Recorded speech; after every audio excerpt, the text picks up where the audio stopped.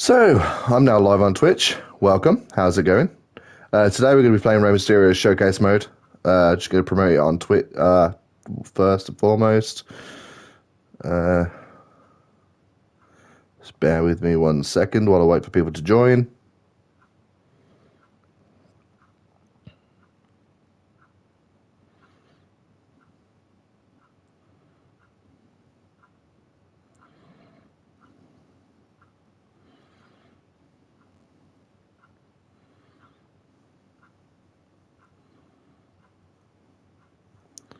There we go. Just going to do a sound check on Twitch, just to make sure I can be heard properly. And then if I can, we'll get started.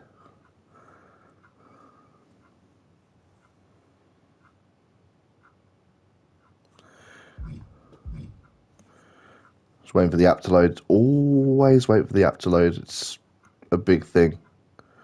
But if you are watching this, I really do appreciate the view. If you could hit the follow button if you haven't already, that'd be greatly appreciated. As I'm a small-time Twitch streamer, any and all support is greatly appreciated. There we go, I can be heard. So, yeah, if you're watching this on YouTube, that means it's been several weeks since the stream took place. It was originally streamed over on twitch.tv/James of Thunder. So as well as subscribing to me here on YouTube, go over to Twitter and hit the follow button. Not Twitter, Twitch. Twitch.tv/James of Thunder. Head on over to Twitch and hit the follow button to be notified whenever I go live in the future. So, Showcase mode, Rey Mysterio. In a universe populated by monsters, giants, and larger-than-life beings, I was determined to find my own path to the top of the mountain in sports entertainment. I wasn't gifted with superhuman size or strength, but I did have an insatiable thirst to learn, the physical gifts to take to the air, and an uncle who was more than happy to give me the tools needed to become one of the greatest competitors to ever lace up a pair of boots. Starting my career in Mexico, I'd be known first as La Lagartija Verde, which means the green lizard, and Colibri, hummingbird. Still a teenager, I would eventually earn the highest honor from my uncle, as I was officially crowned Rey Mysterio Jr. I would take everything I had learned from my uncle and make it all my own. I would bring Lucha Libre to the world stage. I would make cruiserweights as popular as our heavyweight counterparts. And I would prove that a cruiserweight could win it all, as long as they were given the opportunity. I would arrive in America, first stopping in ECW, before garnering the attention from the top people at WCW. I love how they're still making concerted efforts to not show Rey Mysterio's face, even though he wrestled for like a year in WCW without it. Without the mask, not his face. That'd be weird. A battle. Every opponent, a new face who felt they were superior to me. Every match, giving me a new objective to strive to meet. Should I try to weaken their legs? Throw all of my aerial techniques at them? Maybe surprise them with some defensive lucha libre? Take it to the outside? Show off my newest move. By the time I got to the ring, I always had a little mental list of things I wanted to try in order to win.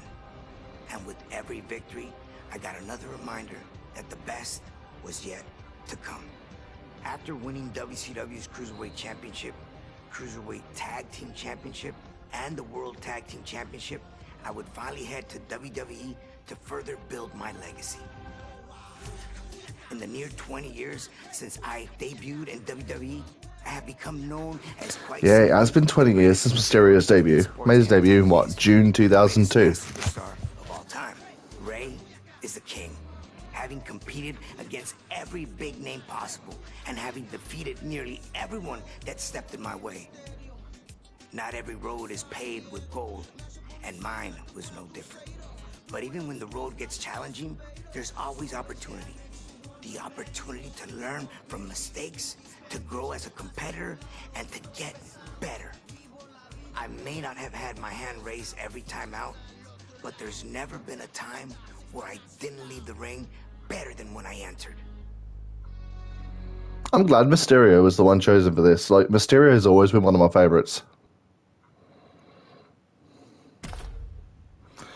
That's one of my favorite costumes Mysterio's ever worn as well. Let's have a look. Options. Vámonos. The memories behind the infamous infamous match of Halloween Havoc 1997, which I truly believe is a match that put me on the map. I was a big fan. One of my all-time favorite WCW so matches. To be able to forward all these years and then eventually share the ring with them was incredible. It was an honor for me to face one of the Guerreros. Overall, that match was highly important for me. The fact that I could become Cruiserweight Champion that night and defend my mask, not have to be unmasked. You know, that was something that was really in the back of my mind. I just didn't want to go through that. They were trying to take off every luchador's mask one by one, and I was on the list. So you could only imagine the stress that had built up. And for us luchadores, it's a very prized possession. You know, this is something that I've carried since 1992. We both know, Eddie and I, what the mask means to us that carry it. So he knew what was at stake. I would never give him the satisfaction of taking my mask. Never. Kevin Nash took the mask, though.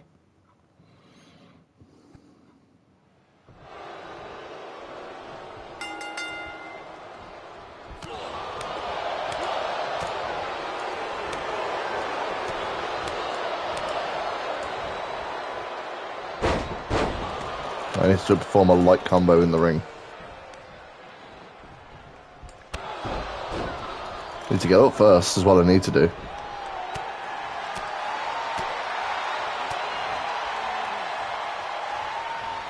Get a front grapple. Again with the front light grapple attack.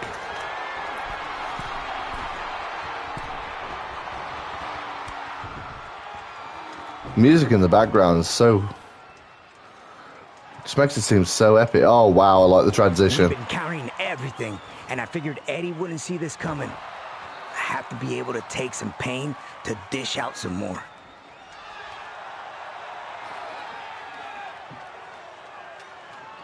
Ray landed so fluidly on that.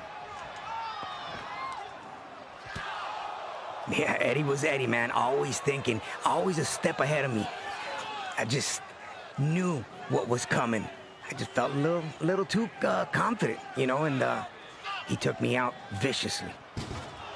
You know, at the end of the day, it felt like this was just a nice reminder that it wasn't just a match. You know what I mean? I mean, Eddie was trying to stop me that night as I was trying to stop him. He wanted to take it all away from me, and I could not slip on that fact.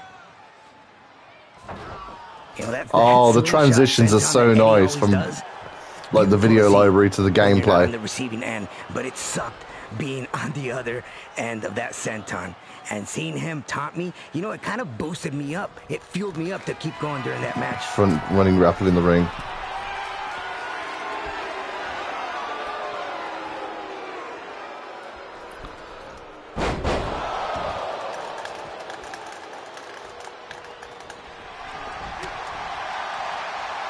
Yeah, it's just get some separation, knock him down first.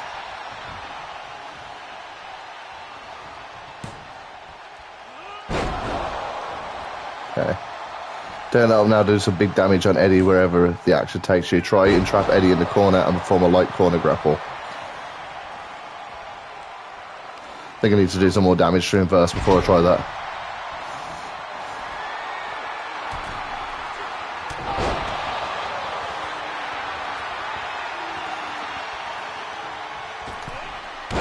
I love the music in the background. Okay, so we've done that now. Take him to the corner and do a light grapple.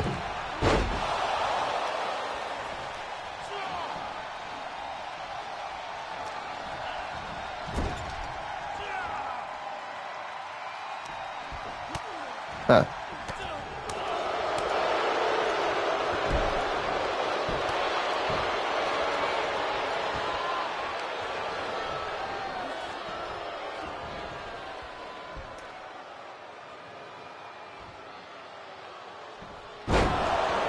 Oh, crap.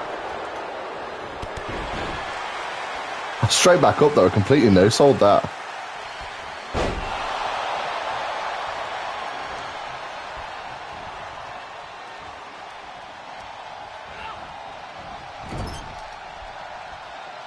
God's sake, he reversed it.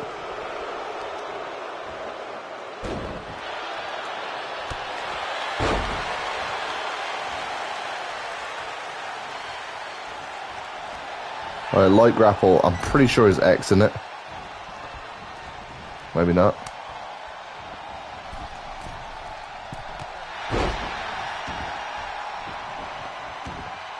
What's a light grapple then? Controls. Doesn't say. Right, maybe I need to press circle to grapple and then press square for the light grapple attack. Maybe that's what it means.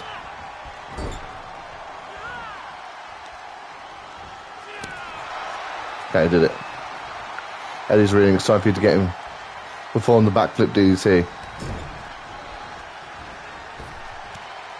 I mean, that's just a regular satellite DDT. Backflip DDT, is that going to be one of Ray's signatures?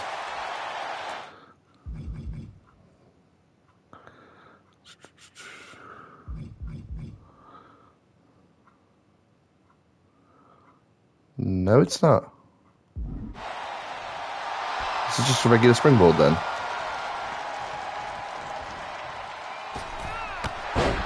No, that's just a moonsault.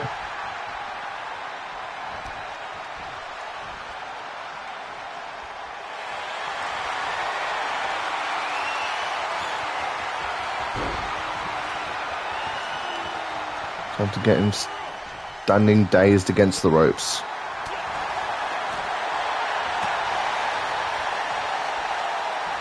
I don't know how to drag him to the ropes.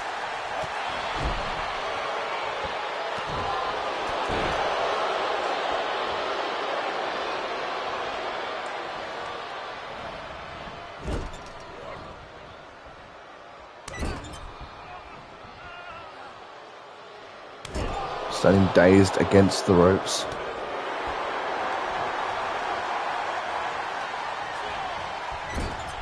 So it ain't gonna be that.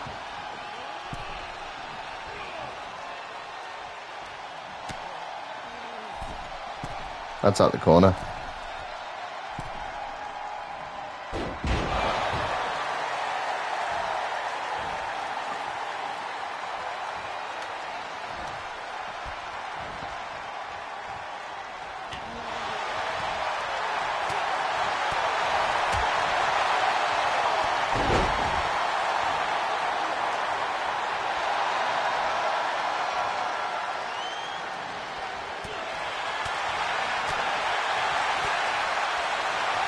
Come on, get into the ropes.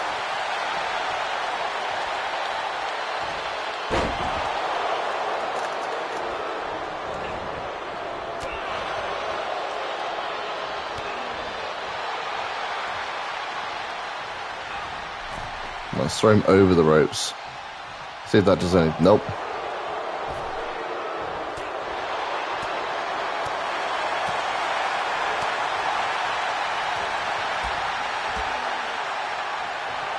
Right, let's go have a look at the controls again.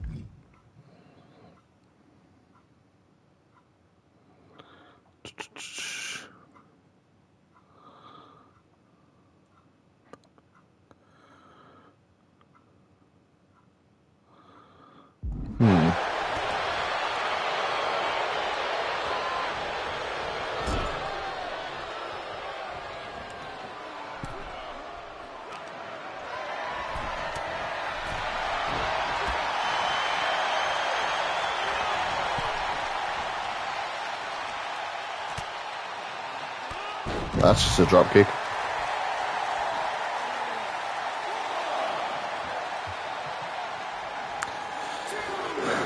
It's time for you to get him standing dazed against the ropes to perform a backflip DDT.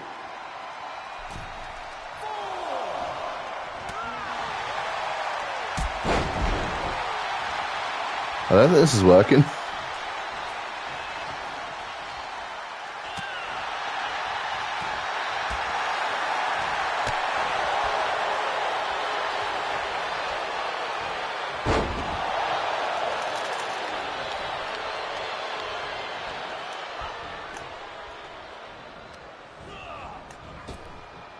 That just threw him to the outside.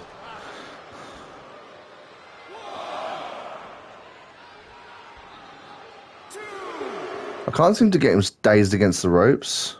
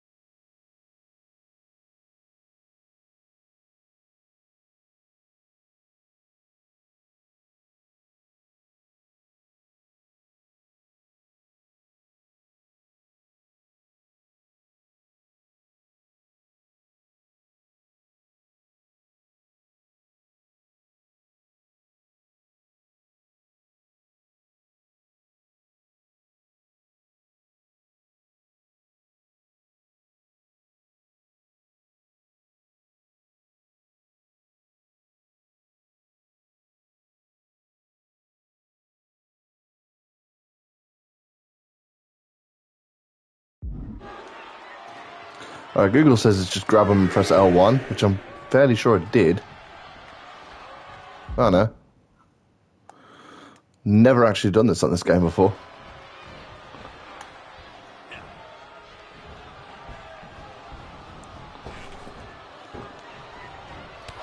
That wasn't the right move. What? That's what Google said to do.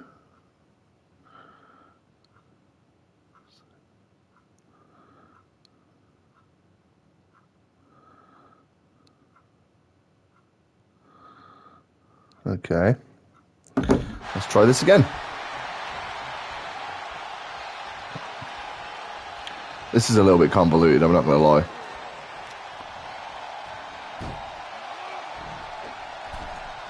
There we go, this will be it. Yeah, there it is. Eddie's getting tired, sending him into the ropes with an Irish whip. Okay, I know how to do this bit. At least I know how to drag opponents now. That's something I didn't know how to do before this. One thing that I felt during this match is I kept getting frustrated. You know, thinking that I was in control, when in an instant, you're trying to catch your breath while you're on the floor.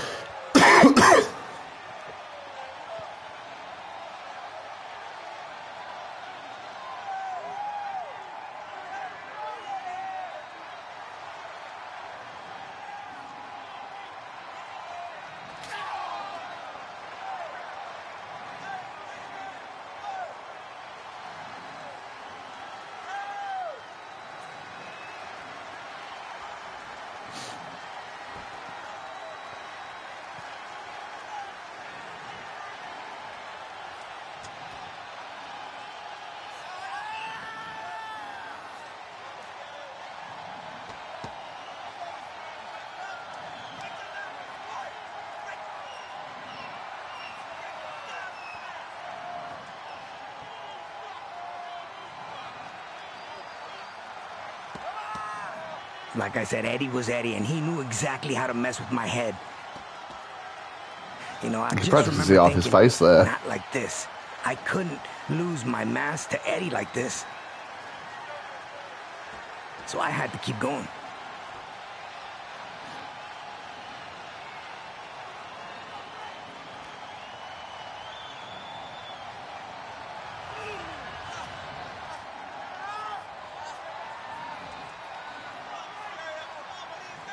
I'm pretty sure this is towards the end of the match. I feel like there's going to be no more. In the span of 3 seconds, I took one of Eddie's biggest moves, the gory special, and kicked out of it. I know. But then, I get a drop kick on the back of my head. I was starting to really wonder if I'd be able to win this thing, and was really getting Unleash more offense on Eddie. Come on, get up, Ray. Oh, come on. No sell it. Attack Eddie from everywhere. Launch a diving attack at Eddie while he's standing in the ring. Okay.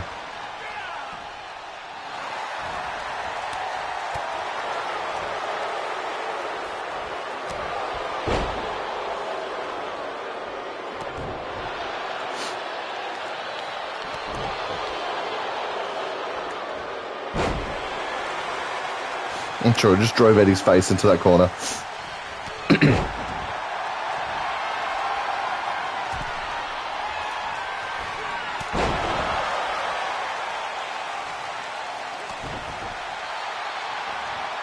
Yeah, he's going to counter that.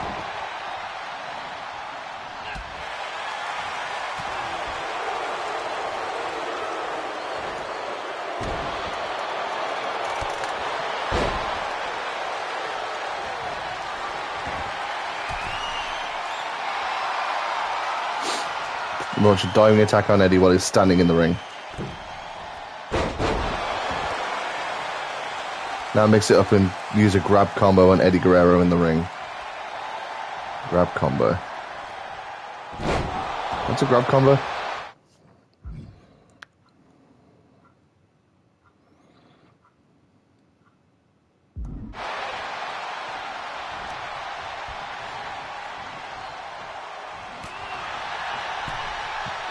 And now we're getting him against the ropes in the way I was trying to do before.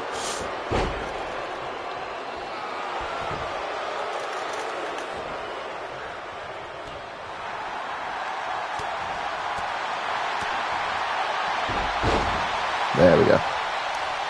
Get Eddie back in the corner and unleash a front light grapple attack.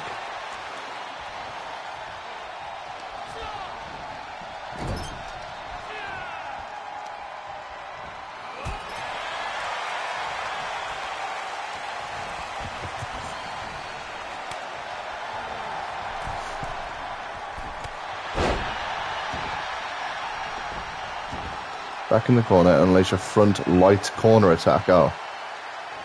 No, didn't say grapple at all. There we go. I don't know why I read the word grapple. Wasn't even there.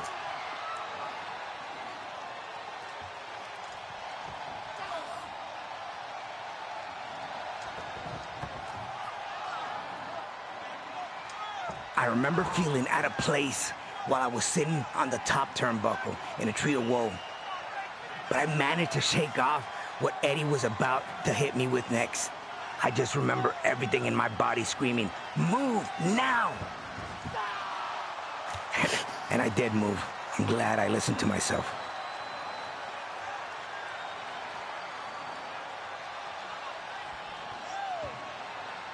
Some of my top signature moves is flying over the top rope onto the floor. You know, and I felt like Eddie had an answer for everything. Not this time. Thank goodness.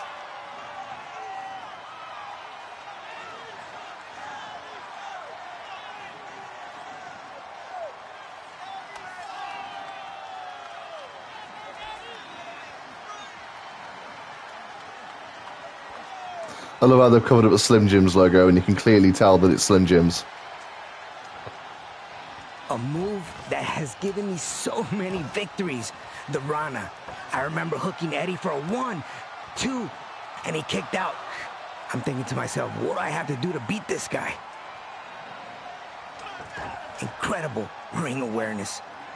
Respect.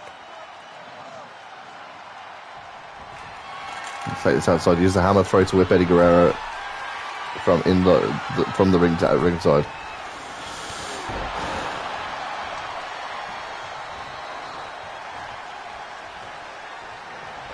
Okay, I was definitely doing the right button for the hammer throw. There we go. No? That's not going to count.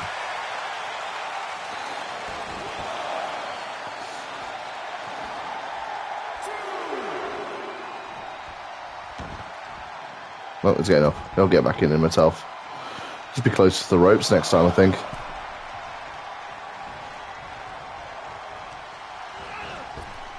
There we go. Catch Eddie with a running dive while he's standing on the outside.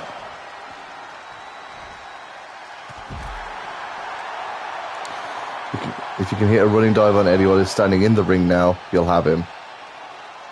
Diving attack on Eddie while he's standing in the ring.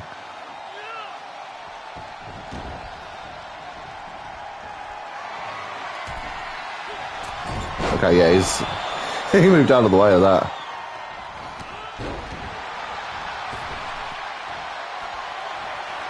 I feel like he's too far away there, actually. Jump, jump, jump! Oh, no way, man. I was in the middle of jumping then.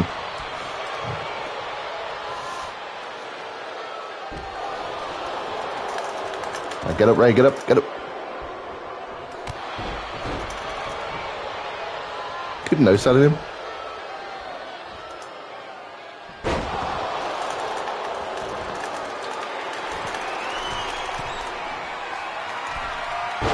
Ah, shit. Oh, that was close.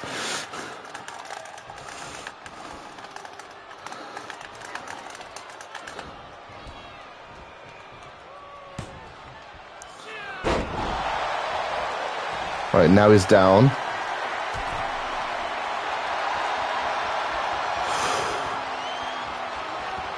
Diving attack. Let's see if you can connect with one more light grapple attack to Eddie in the ring. There we go. I really thought I'd lost it when he hit me with that frog splash. One of the most vicious moves that I've taken from other wrestlers. Eddie, being a master at this, the power bomb. I just remember the ref screaming, 1, 2, and I said, here's the time to kick your shoulder up, and did everything I could to break the count.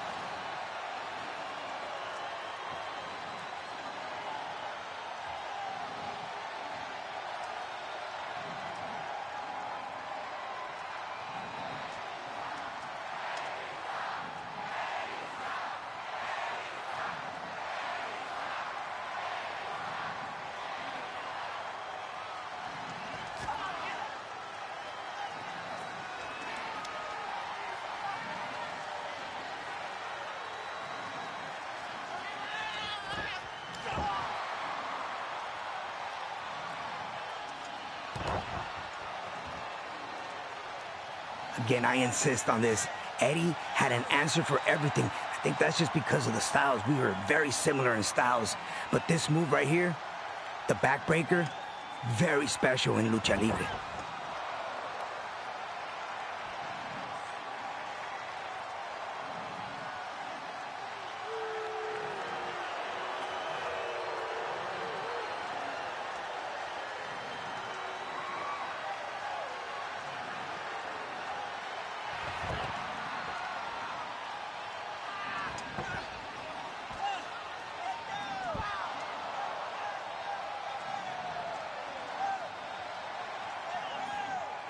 Again, we go back to the famous powerbomb, which in this case, I was literally standing on the top rope. Eddie had me in a splash mountain move when the only thing I could think of at that point, hook him into a rana. That's exactly what I did. I remember taking him down, felt my knees bang against the mat, but I love that match so much. I need to go back and watch it. I haven't seen it for a few years. 1, 2, 3. It was over at that point.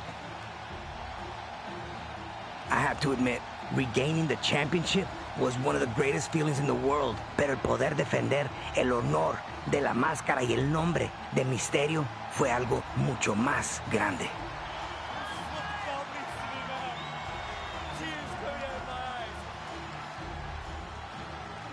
No, so unlocked Eddie Guerrero, Halloween Havoc 97 Arena, Halloween Havoc Rey Mysterio attire, the WCW Cruiserweight title.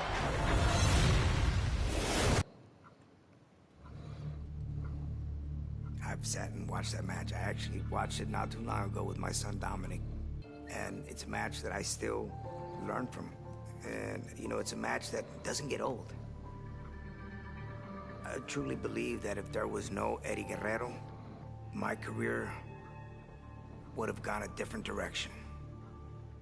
8 years after our epic Halloween Havoc clash, Eddie and I were on better terms, but still found ourselves unable to resist the friendly competition in WWE. Holding the WWE Tag Team Championships only drove us to wonder who the better man on the team was. We both held victories over the other, but the chance to meet at the showcase of the Immortals, WrestleMania, was something we couldn't pass up.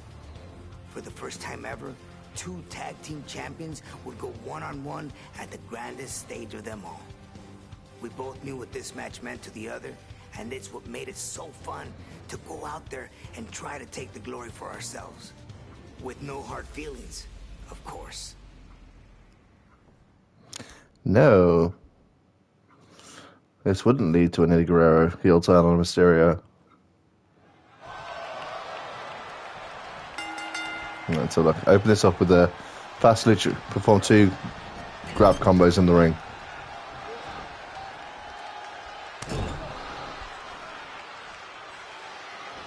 Alright, we're not exactly opening this up with the fast lucha libre style.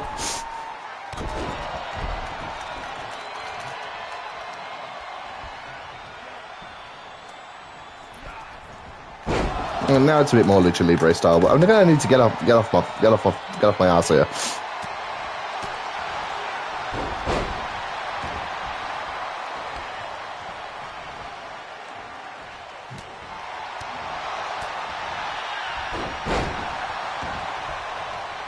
Switch things up, perform a front light running attack on Eddie while you're in the ring. Would help if he didn't punch me while I was in the middle of running. Now whip Eddie Guerrero into the ropes.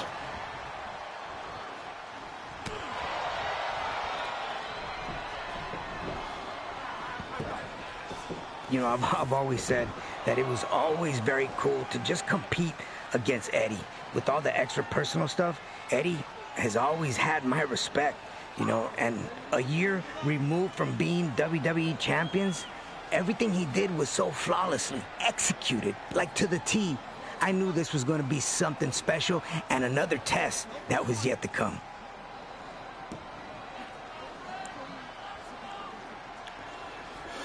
It's actually really fucking nice that Eddie Guerrero's last WrestleMania match was a match against Rey Mysterio. In a match that was literally, the story was all about 2 friends wrestling each other to see who was the better man.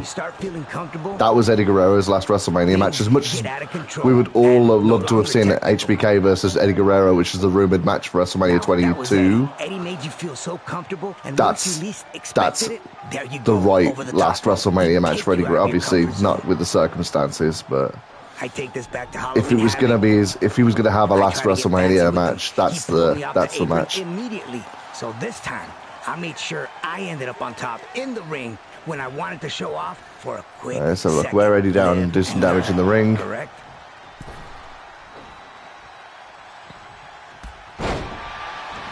Perform a front light grapple on Eddie. Okay. So I'll do that after I've done some damage to him.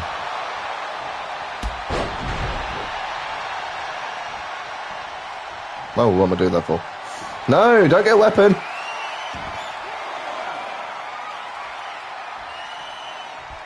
Let's try to do a springboard. Oh, it's too far away for that. Didn't realise that was a springboard move. Isn't this the match where Rey Mysterio had to keep adjusting his mask, or am I thinking of a different match?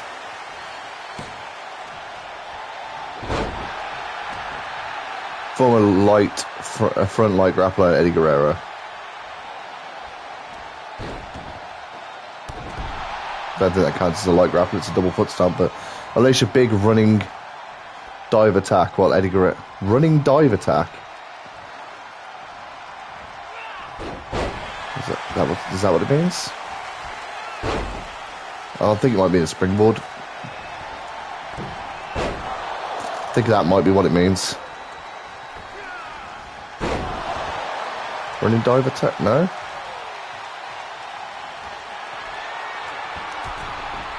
Surely it can't mean off the top rope.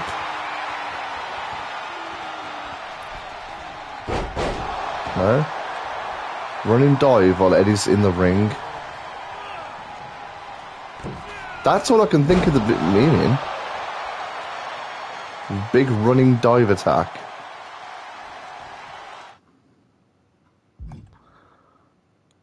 Okay. Press L towards the rope and press square while running at a standing opponent.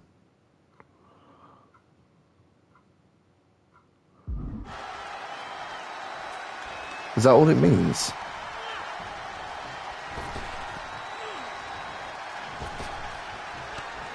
Fuck's sake, okay.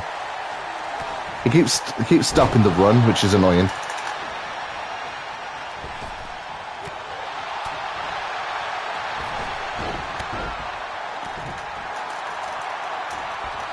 Running dive attacks.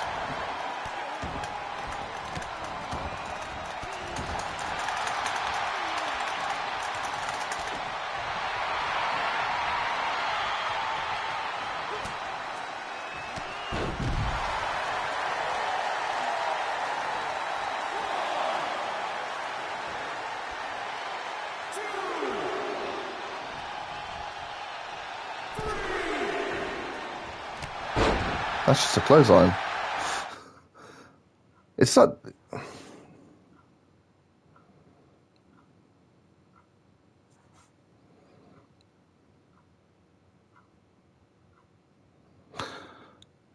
Oh, standing ringside. Fuck it, I missed that. Okay, yeah. No, that makes more sense now. I missed it say the word ringside. I should not be playing games at 1:30 in the morning. I feel like such a dumbass.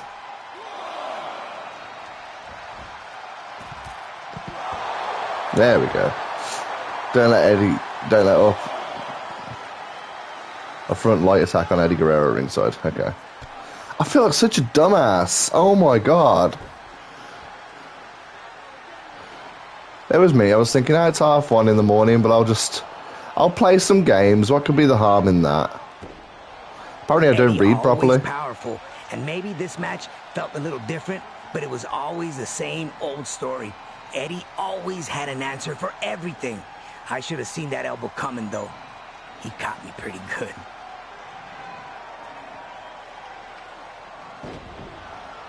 Eddie started to get into that flow right here. I needed to make sure that I didn't let him come through with this.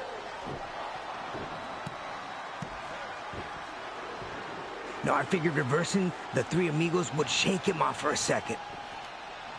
But it barely fazed him. Before I knew it, bam! Another backbreaker, lucha libre style.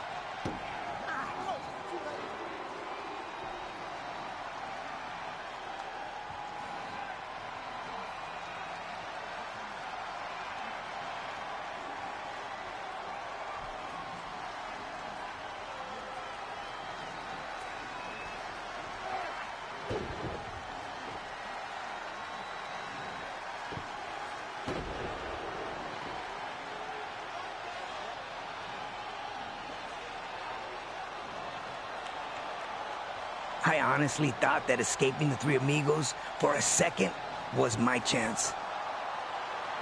When I managed to whip Eddie into the ropes, I saw the opening and I took it like anyone else would. But again, always Eddie, he knew and had incredible ring awareness. Another backbreaker. I was really wondering. Yeah, it's definitely the match where Ray kept adjusting his mask. They even animated it.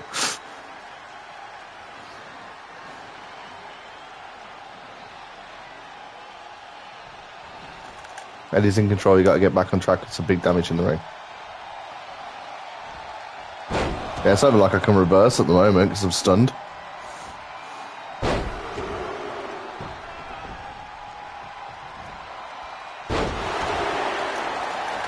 Yeah, no Salam. Oh, wow. Okay.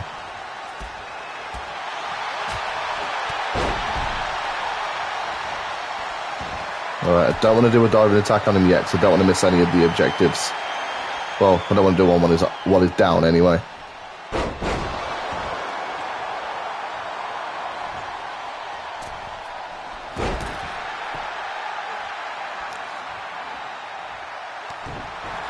And now I can do a diving attack on him.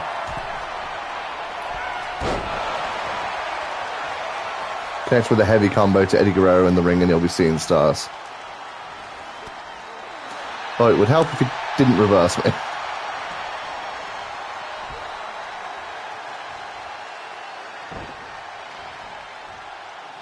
Don't think I've ever seen Rey Mysterio hit a German suplex, but here we are.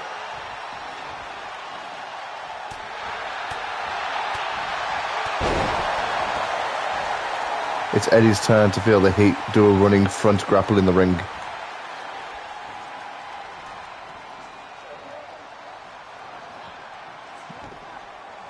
I do really like Showcase Mode. I do wish they'd go back to original stories like they had back in, like, well, every game before 2K13, I think it was. But, like, alongside Showcase Mode. Like, an actual season mode would be good if they brought that back. But, like, with their original... Like, I did enjoy Road to WrestleMania mode from, like, WWE12 and SmackDown vs. Raw 2011 and that. I'm ready for the springboard. But I don't want to see Showcase Mode go away. And what do you know? Eddie catches me with that powerbomb again. Just brought flashbacks. I've already been here. I knew what this was all about. So again, kick off on instinct, purely. At this time, your mind is doubting, and you have to make sure that you stay on track and you finish the task at hand. But then, for the first time in the whole match, I knew exactly what was coming. Eddie went for the backbreaker one more time, which he'd already done before, and I made him pay with the perfect Huracarana, my signature move. From feeling hopeless to beyond words that I won, I competed against Eddie so many times. He'd won, I'd win, but I swear that at WrestleMania 21, I faced the best version of Eddie Guerrero, the man. There's a small part of me that still can't believe I pulled it out. I was actually shocked. He was just on a different level that night. What a win that was for me. Historical.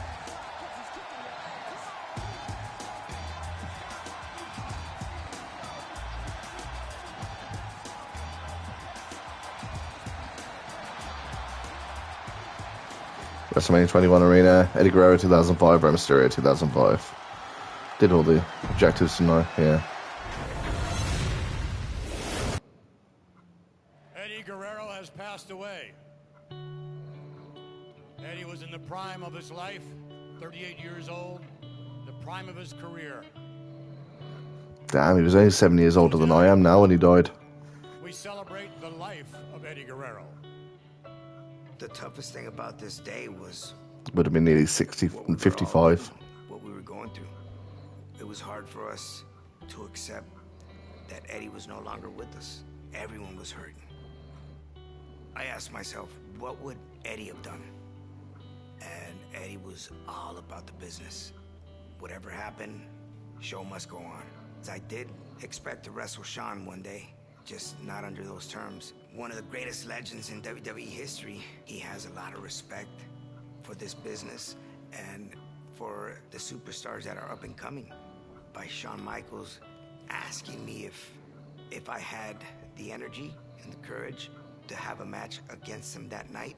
He didn't have to choose me, but he did because he knew that Eddie would have loved it. That speaks of the type of human being that he is. Losing Eddie was one of the most painful experiences in both my personal and professional life. The WWE Universe came together to pay tribute to one of the most respected and beloved superstars. I still have my Eddie Guerrero tribute t-shirt. This was a difficult night. Doesn't fit me anymore, but I still have it. But we wanted to put on a show that Eddie would be proud of. I found myself in a rare one-on-one match with another living legend, the Heartbreak Kid, Shawn Michaels. Of course, I wanted to win for myself, for my fans, and for Eddie.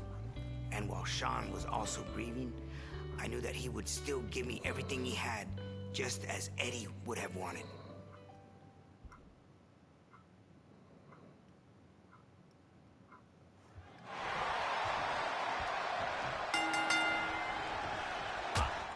Let's have a look. I'm trying to read what is coming at me. While standing in front of the opponent, press circle to grab them and then press L and square. Okay.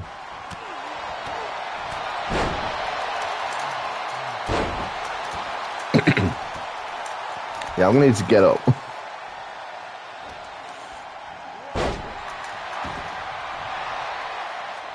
There we go. It's annoying that the opponent's still coming. Like, there should be a little pause screen there while you just read it, and then you press X when you're ready. That night was heartbreaking, but at the same time, it was special in its own way.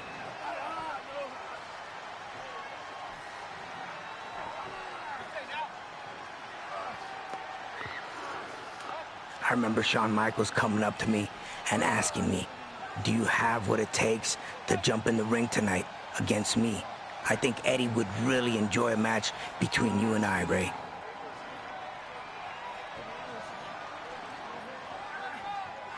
How can I resist? As heartbroken as I was, I knew that Eddie would have loved to continue on. So that's what I did. I knew it was going to be something special.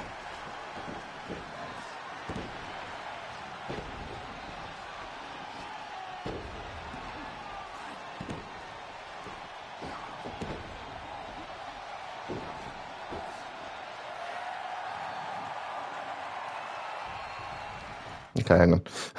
Perform another light grapple to Sean in the ring. That will slow him down. Okay, I gotta do damage to Sean. Okay. Oh, that dropkick did a lot of damage.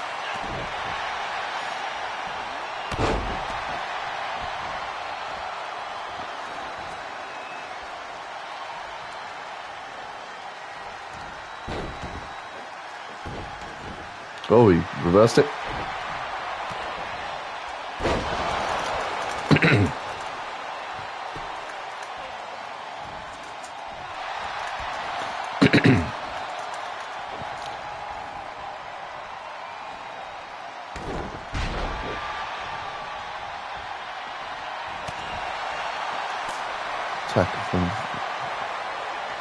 From the apron while he's standing in the ring.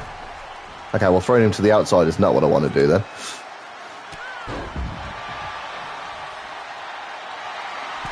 Let's dive on him on the outside and then throw him back in the ring.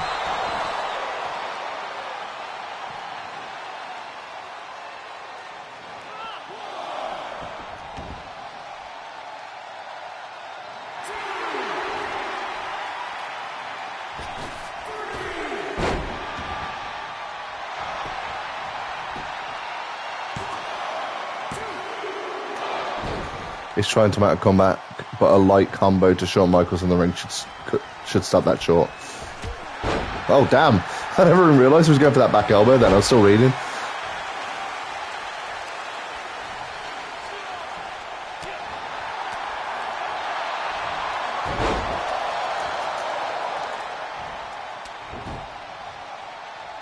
Oh, he really was going for a comeback. Let's see. I'll trip Sean into the ropes. I'm pretty sure I pressed circle way before he even tried to do anything then. You don't see this often, and I was really surprised to see HBK make such a basic error. But I was going to capitalize if I could. You have to. There's no other way to put it. I don't think he was necessarily done at this point, but you always got to try, right? There's no other way. If that 619 connects, I'm thinking to myself, it's over. I remember Sean biting on that 619 fake out and just thinking to myself, let's go, and just launching myself at him to the floor. What I should do a front running corner attack to him to take his wind. Right, let's throw him back in the ring then.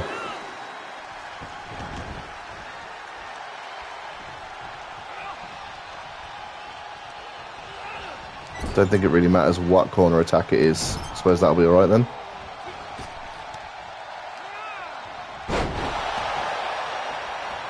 Perform 2 grab combos on Sean in the ring. He won't see those coming. Well, I'm sure he will by the second one. Ah, goddamn.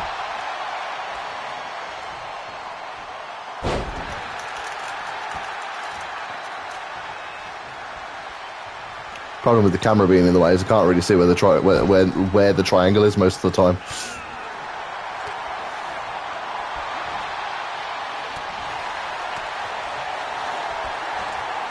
Are we stuck in a perpetual like reversal off?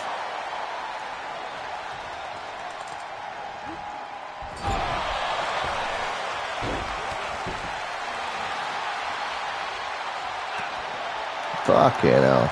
Okay.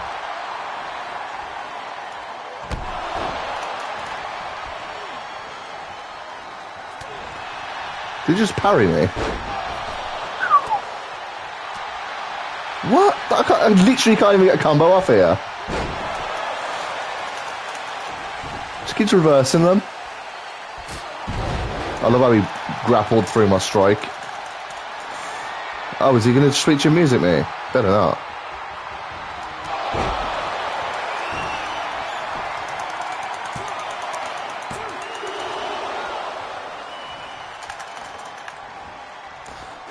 He was able to get up. I can't get the bloody combo off because he keeps reversing it.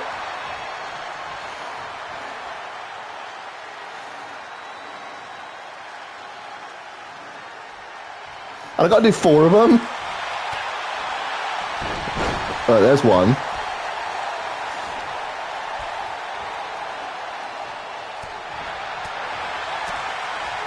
There's 2.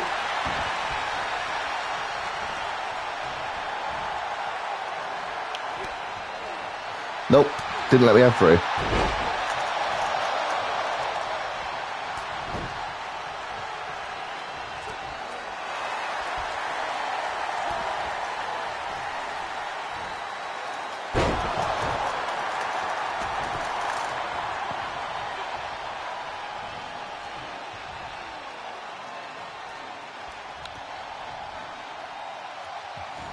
Mysterio countering a Hurricane Rana with a powerbomb like that. I love it. Right, now he's stunned. I don't think he can physically stop me from doing this.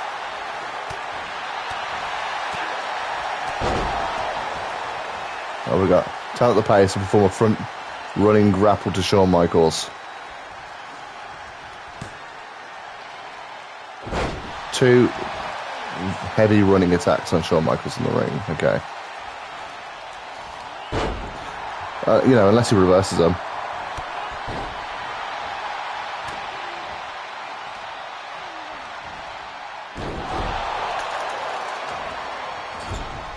Oh. Okay, yeah. Fall into the corner. The deadliest nip up in the world.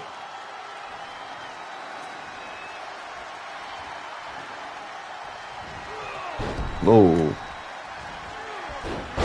There we go. Now he's winded, so whip Shawn Michaels into the ropes. Okay, that's a DDT.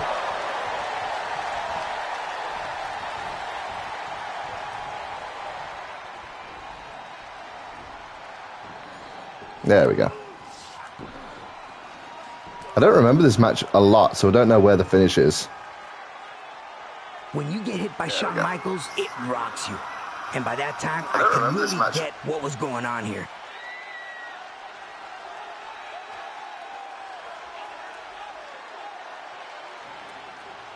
Just checking the sound quality on Twitch again. Just to make sure everything's fine. It is. Boom! There's that elbow drop. I was lucky that he didn't try to pin me then. That's because there's a sequence to all of that. He drops the elbow, he nips up, and then he stomps the leg, ready to hit you with that sweet chin music. I think I've only ever seen this match when it actually aired. I remember getting up. I believe the 14th of November 2005. And luckily moved at the right time. Mysterio had to win this one, though. So I connect with the 619, and I already know what's coming next. Springboard, leg drop. When I hit that and I saw that he didn't move and I connected, I remember hooking the leg, and I was in awe when I heard the 3. I couldn't believe it. I really was shocked.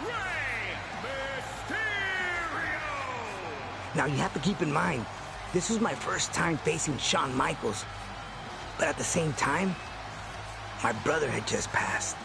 So, mixed emotions. But I felt like a truly blessed man, and I know Eddie was watching. I know Eddie was in that ring. He had a special corner that night and enjoyed every minute of it, just like we did. Can't believe this November, it was 17 years ago that Eddie Guerrero died.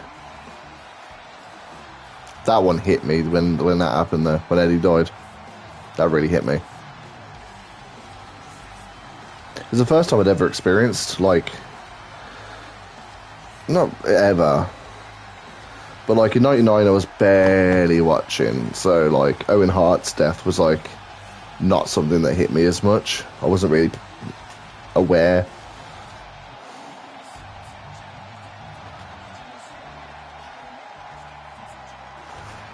It's the first one I remember how I reacted anyway. I remember finding it out. It's the earliest one I remember.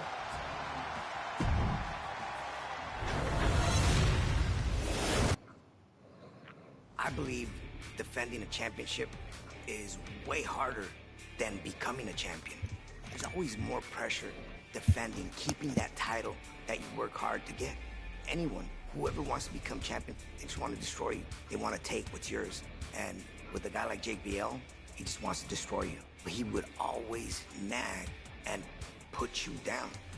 He would step on you and step on you. Amigo! Crush you down and just make you feel this big. Being the smallest superstar in that ring, facing giants in a world of giants, that was my fuel to overcome every time I stepped into the ring with him. I had finally reached the pinnacle of WWE by winning the World Heavyweight Championship at WrestleMania in honor of my good friend, Eddie Guerrero. As a World Heavyweight Champion, I knew I had a target on my back and would face some of my toughest opponents, including John Bradshaw Layfield. JBL always made it very easy to get motivated for a match. His loudmouth, the constant mockery, and his knack for crossing the line to make things personal. He didn't think I was a real champion. He thought I'd just be a stepping stone to his reign as a dual champion. Went into Judgment Day, ready to show him that all his bluster and power wasn't enough to stop Rey Mysterio.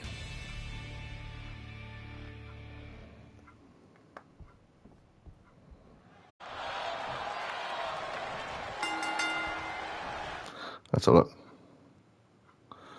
Do a light combo in the ring, okay. Again, I have to keep pausing it just to read it at the start, because they're just coming after you while you're still trying to read. We'll get him to the outside of the ring and perform a standing heavy attack to JBL at ringside.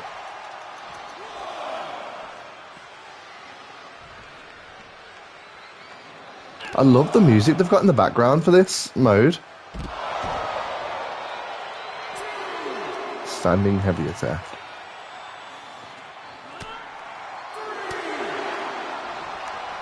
A running apron attack to JBL standing at ringside. Okay.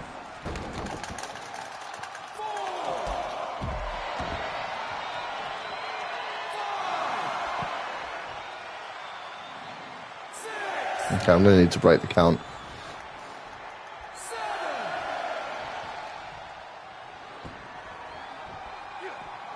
Wow, okay. Let's wait for it to come back out then.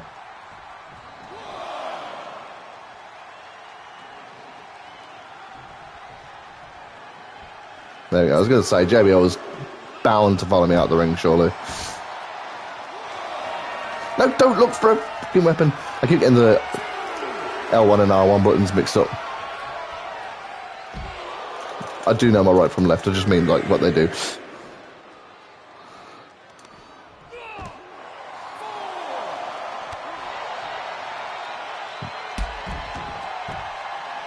Okay, I'm going to have to break the count again.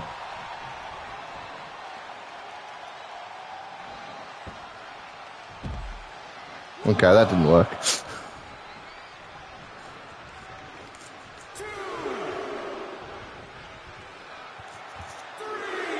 Come on. Get out the ring.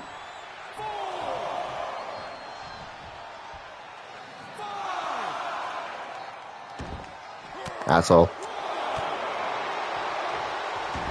Asshole. I have to knock him down somehow.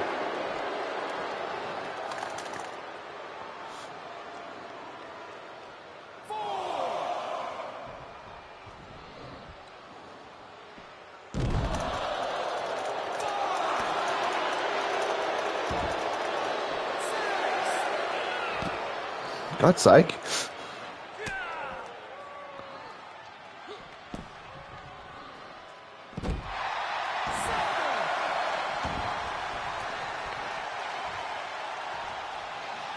There we go.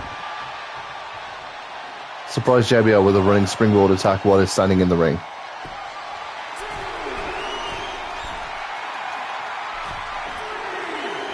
Right, let's wait for him to get back in the ring and I'll use the ropes at the back.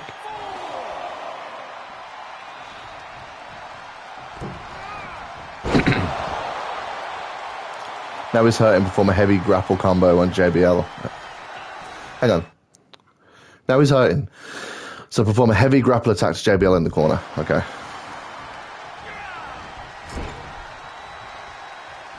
No. Oh, crap. Press the wrong button.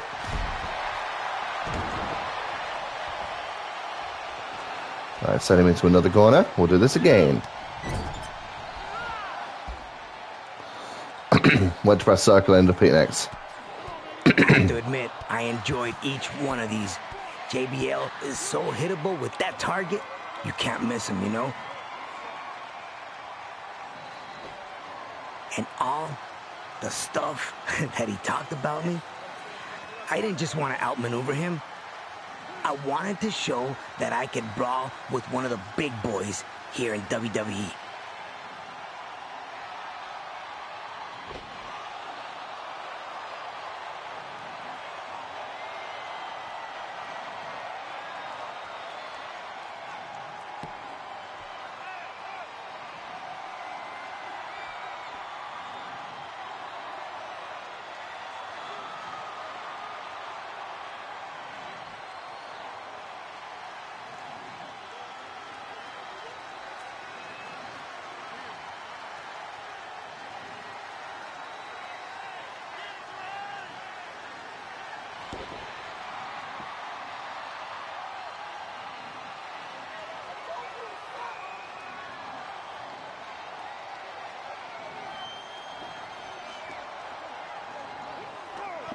I let him get to me. Yep.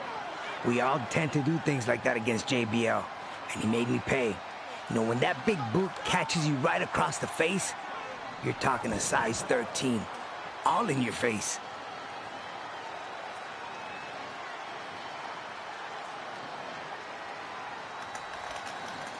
Right. Perform 3 light combos to JBL and get yourself back into this match. Would help if it didn't have to start each part of the match while stunned. So I literally can't even reverse.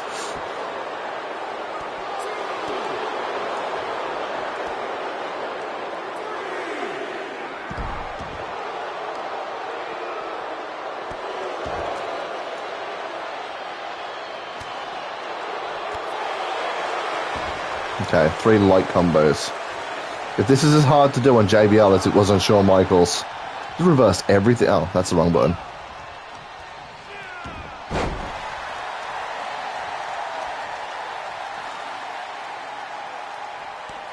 Yep, there it is. All I can say is playing this mode on Legend difficulty would be so much hell.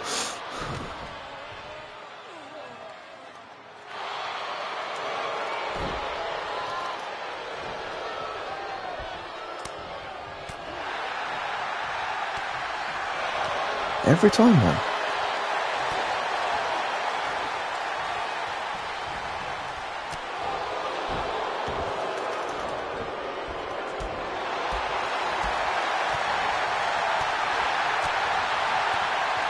Ah, you bastard. Oh shit, was that the clothesline from hell?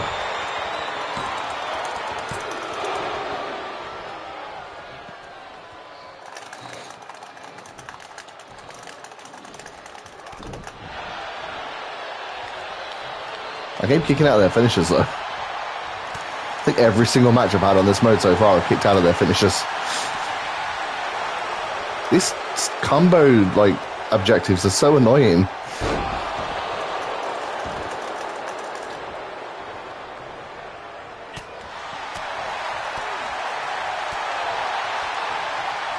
Now it's front running grapple to JBL in the ring.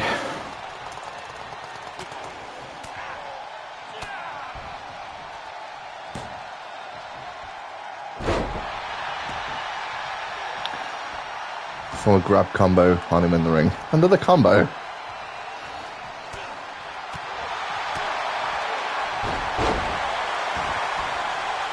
He'll be expecting another front heavy grapple in the ring now.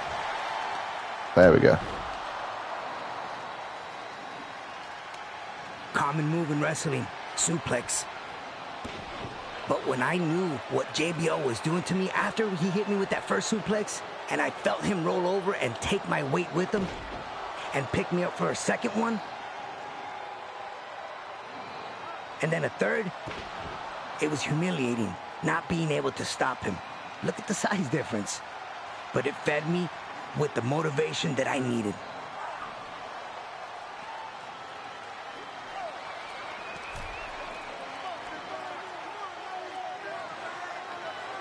JBL doing the Eddie shimmy. Obviously, I didn't see this happen because I was on the floor. And I'm glad I didn't, because I would have got right back up and kicked him in the face. Rocking with 4 standing heavy attacks. Right, he's not coming out to get me, so at least I've got time to recover from being stunned. Right now he's coming out to get me. Does it say he needs to be in the ring for this, or...?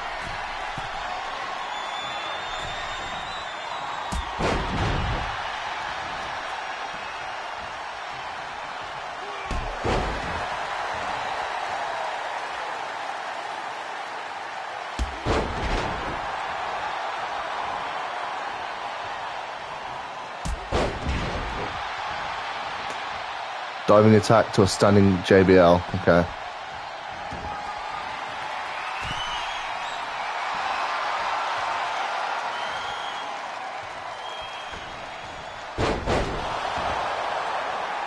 Okay, JBL's really tough. He wants to stay down. Try and do another grab combo on. Oh my god. And 2 heavy combos. I don't like doing combos in this mode. They're reverse. Oh my god, are you being serious?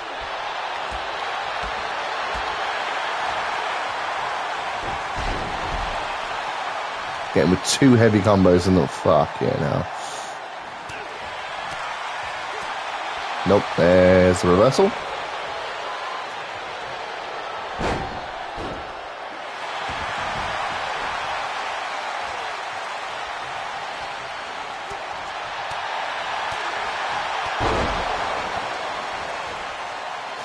Don't let him breathe. And he reversed it.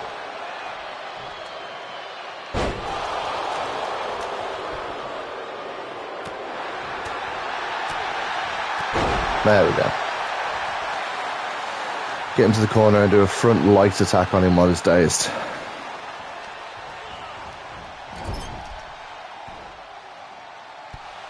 I remember hitting JBL with the baseball slide drop kick right at the side of his legs. I figured that I had this coming once I went for that Bronco Buster and he put up that size 13 boot.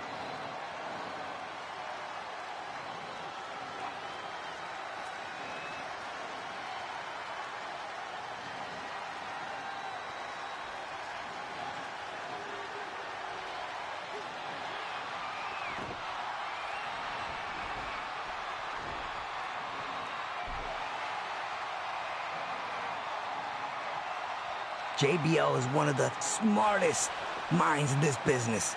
He will do anything at all times to steal the win. But I really didn't imagine he'd risk a disqualification like that. Maybe he knew the ref would be lenient with the championship up for grabs. I couldn't worry about all of that. Not at that moment.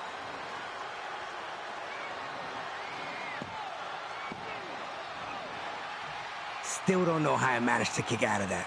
Honestly, JBL's got one of the best and strongest power bombs WWE has ever seen. I definitely was knocked out for a minute. But hey, being lucky is just as valuable as being good in the right situation. I just couldn't lose that night. Not to him. I saw JBL coming in with that chair, big old smile on his face, and I let him think that he was about to hit me with it, but next thing you know, caught him. It was just a matter of time after that.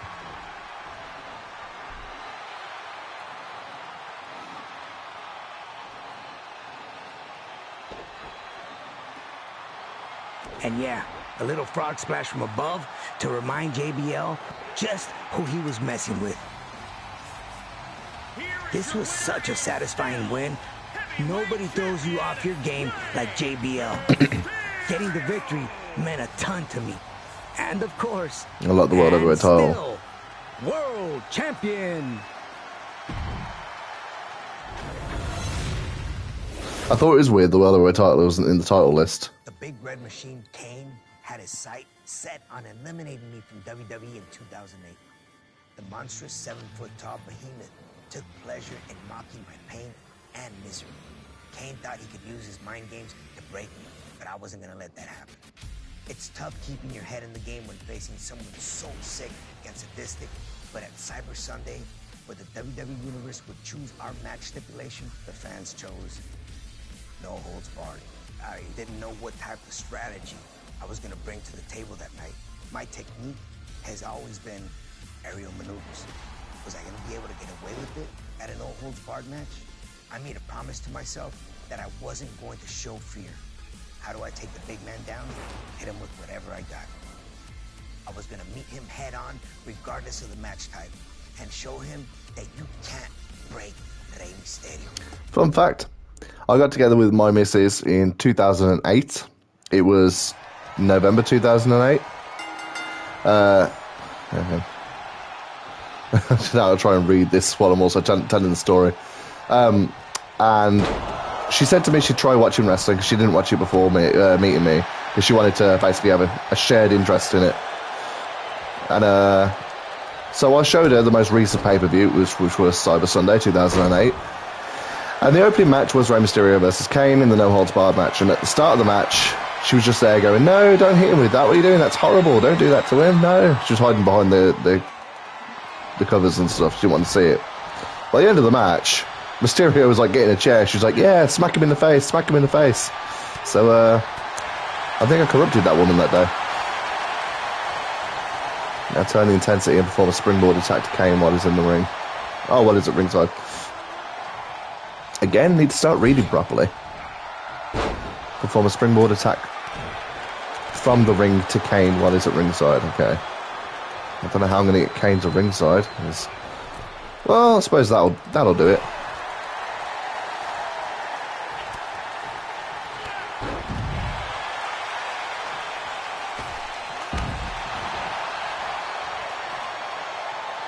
Okay, that was surely a springboard attack from the ring.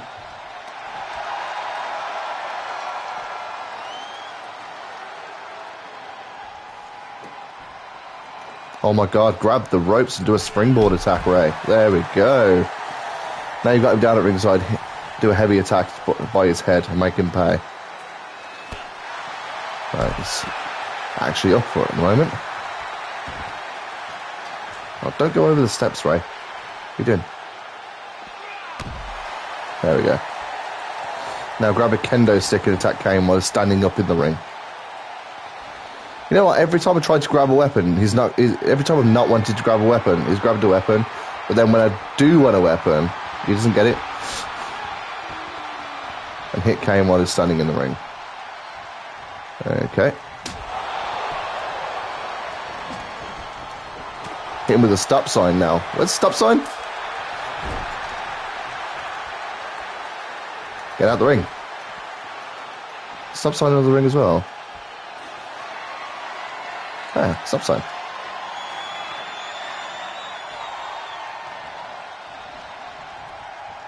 Well, go back in the ring.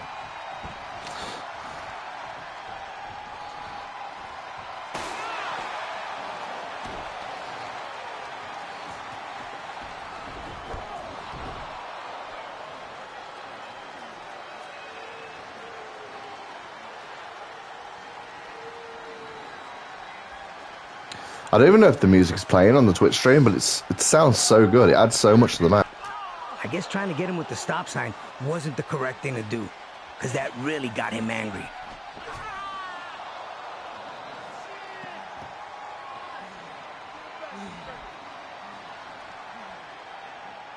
There's a huge size difference between Kane and me. Kane was always the Big Red Machine. When there's no rules, there's nothing stopping him.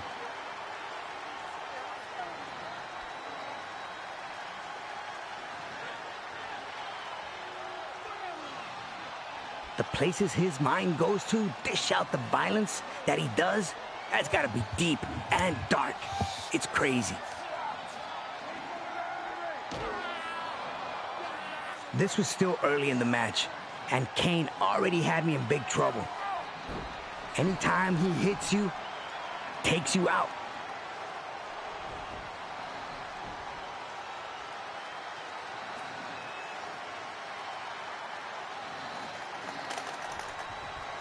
Now grab the kendo stick again and attack Kane at ringside. I love how Kane, of all people, was struggling to lift Mysterio. Well, thanks, Kane. I did need to go to ringside, just not like this. Damn. I mean, that's just as well. That was never going to work anyway. A running clothesline.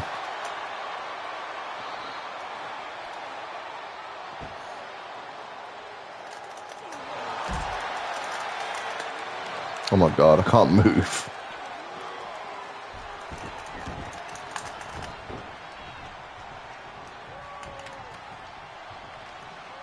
Let's get out of the ring. Attack Kane at ringside.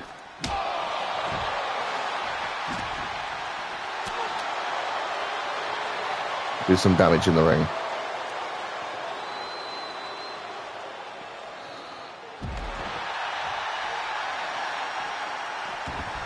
Do I still have my SIG? I don't think I do, you know.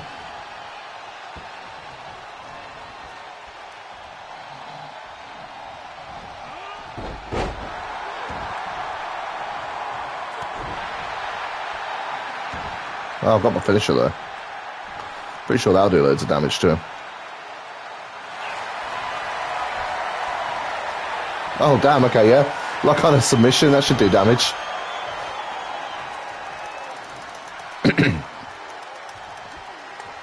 There you go, the longer I held it on there, the more damage I did.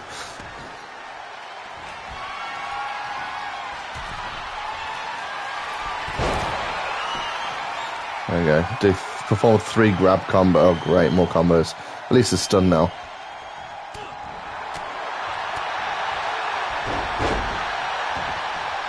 Well, he was for the first one.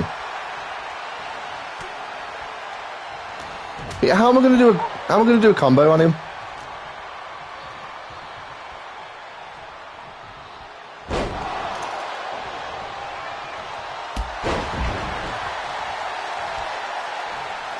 I'm going to have to get him stunned every time I do it, because...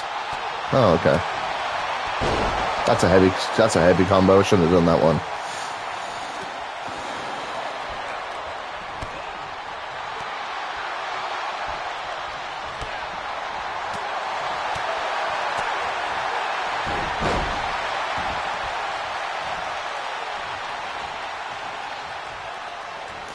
Right, let's try and stun him so I can get the last one on without him reversing.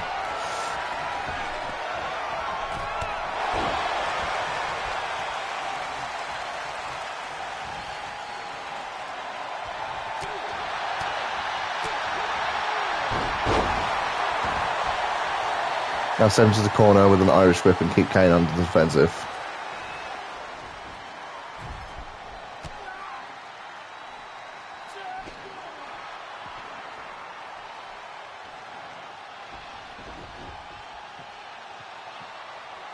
I wasn't sure that was gonna work, but I knew if it did, it'd buy me some time. Lucky for me, it did work out.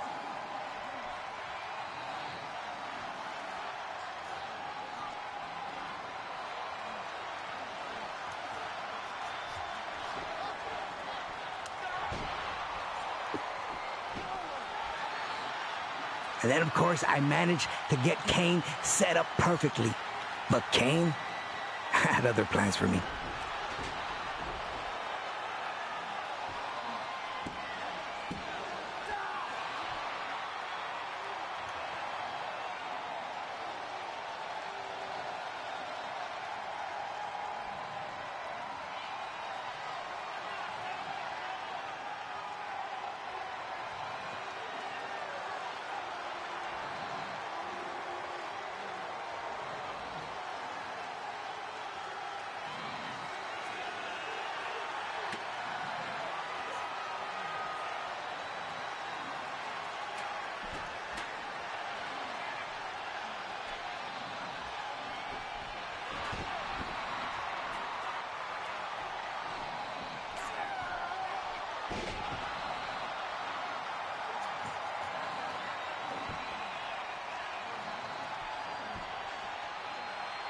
Now this move I love. In the back of my head, I knew that Kane had more left in the tank, but I was gonna try to do anything I could to try to pin him and win.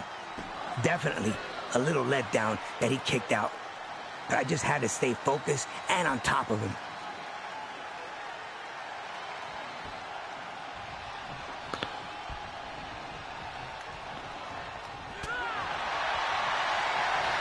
That's it. Get to the top rope and get a diving attack on Kane in the ring once he gets to his feet.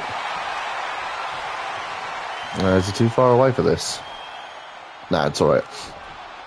I always like taking the risk and my chances if I wanted to bring him down. But sometimes the risk just doesn't pay off. Kane always hooked the legs so low whenever he went for covers. And I suffer the consequences. In these types of matches, you can hear the crowd buzzing a little, and then you know something next is coming. You can even hear the commentator saying, "No, what's he doing? No!" And you're just trying to get up to your feet, not knowing what's about to hit you.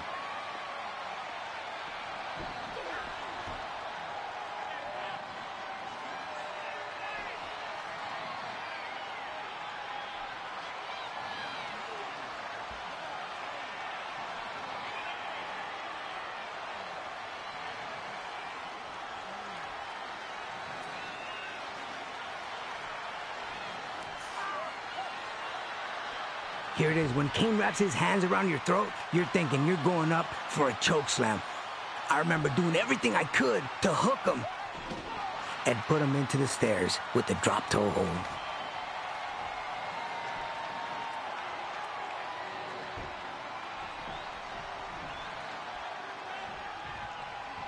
Springboard attack from the apron. Okay.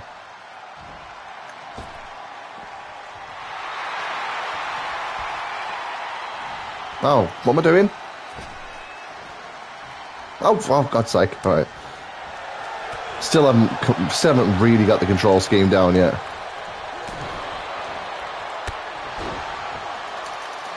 And that's going to cost me.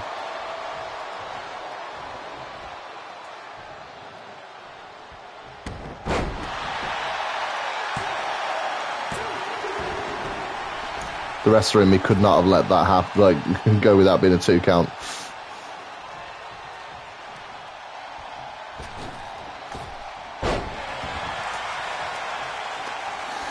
Use the steel chairs when he gets to it. Steel steps when he gets to his... How?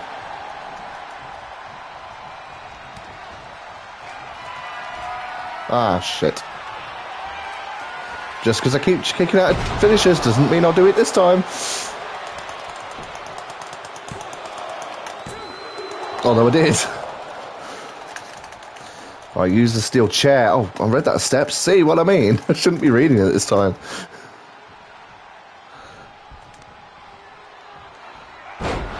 I think I've realised my mistake a bit too late.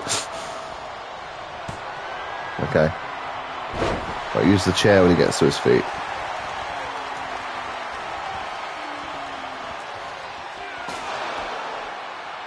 Here's where I took all my chances. It was now or never. I had to put Kane away. And I was going to empty my tank if I needed to.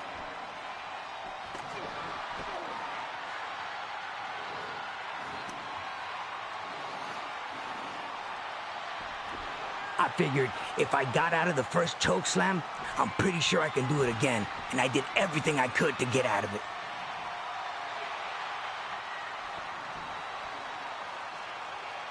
Once I hit the 619 and the springboard splash, it was over. It was once Ray was hitting him with the chair into the ropes, so that was when Moses really turned around and she was there going, "Yeah, hit him, hit him."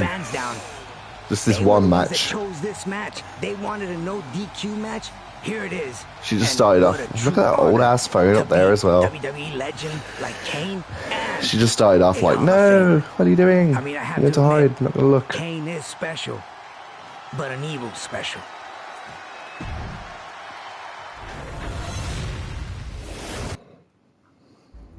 When I became Intercontinental Champion, I was honored to hold the title with such a vast legacy of greatness. I was excited to face new challengers as the landscape was evolving. A brash newcomer named Dolph Ziggler thought he had me figured out and brushed me to the side. My point of view of Dolph Ziggler coming in, I had the utmost respect for him. He was very exciting to watch. He had a style, but with a new spike to it, a new feel to it. I knew Dolph was hungry coming into this match, and he was one of the up-and-coming superstars. But there's a mistake that he made that you never make in this business. Dolph felt like he was already the Intercontinental Champion before our match had even started. So I made sure to teach him a very valuable lesson at the biggest party of the summer. At SummerSlam, Dolph's arrogance was going to be his downfall if I had my way.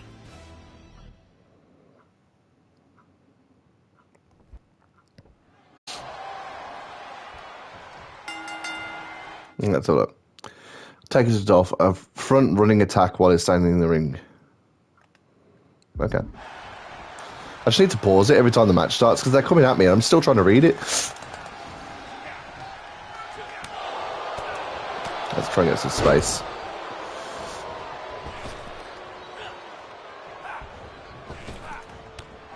There we go. Now get Dolph with 2 light combos.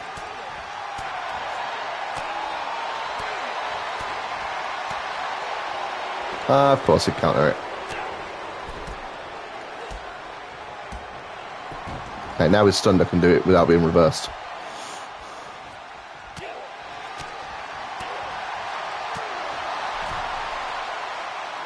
Even gets him Irish whip Ziggler into the corner. Okay, that's the ropes.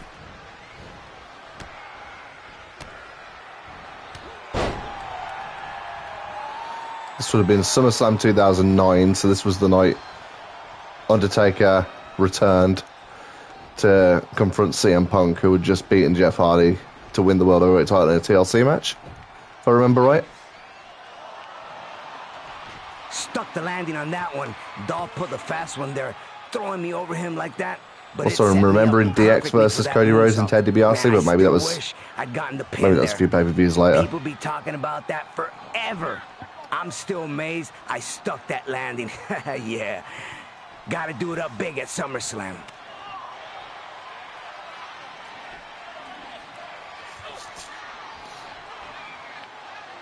I knew Dolph was gonna test me with his athleticism, so I had to turn it up and show him right off the bat that I could sprint with him. No problem. I'm defending my championship, you know? That meant some more high-risk lucha libre, too. Hit him with the middle rope diving attack while he's standing.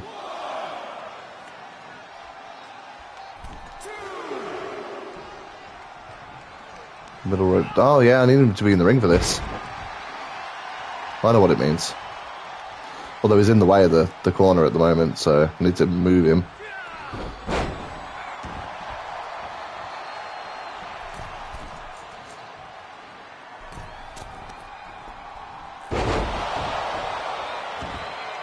He's not slowing down. Keep Dolph Ziggler in the ring and deal out some big damage. Mix it up here for 3 combos of any type to Dolph Ziggler.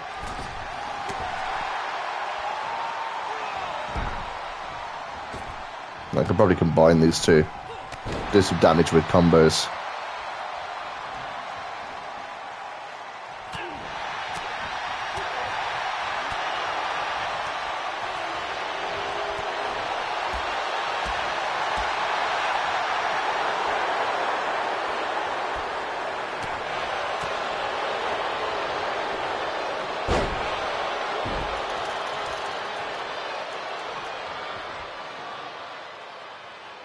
There was literally no sounds then.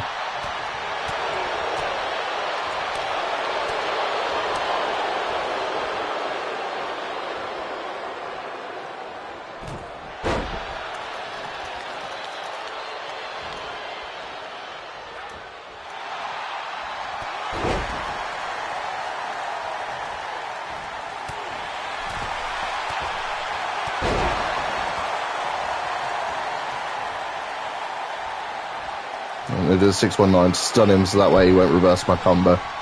Let's do one more.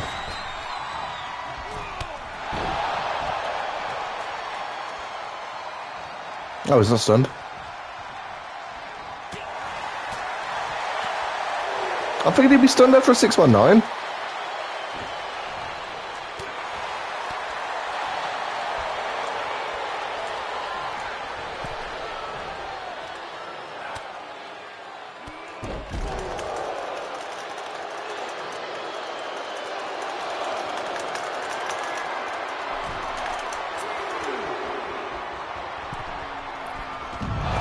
Okay, that was an unrealistic amount of space for him to get there, but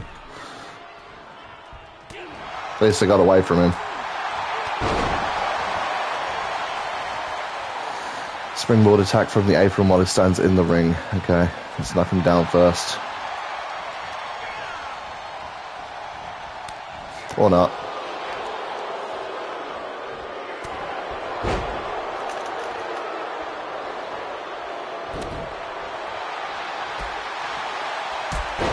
Okay, there we go.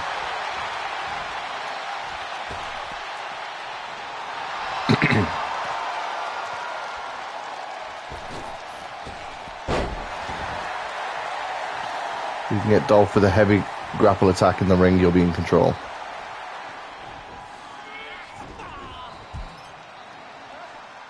I swear it would be a real shame if the music can't be heard over stream, because it adds so much to this.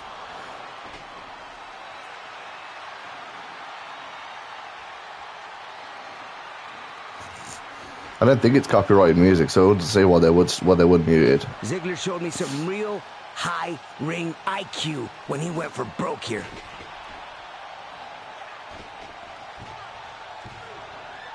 But he also showed his experience when he let me regroup right next to him while this was all going down, and he was throwing his tantrum.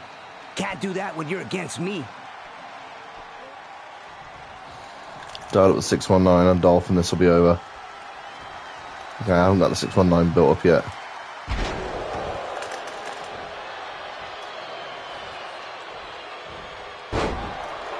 Nearly have.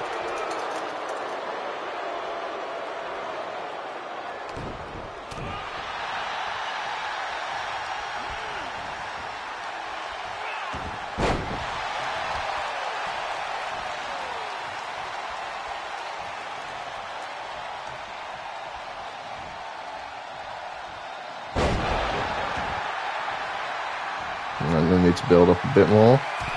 So I'll do frog splash. Well, splash. Or not. I will miss him completely.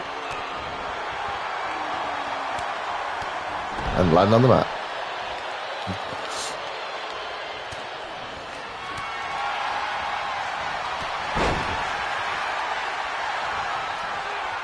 Oh, come on. That's clearly not what I wanted to do.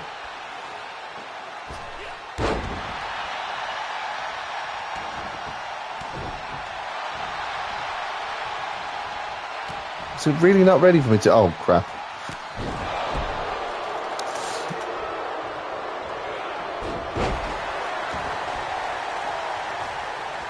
Oh my god, ref, move.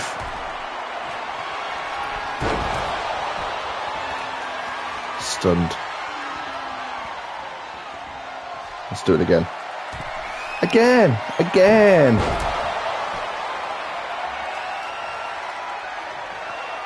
And again.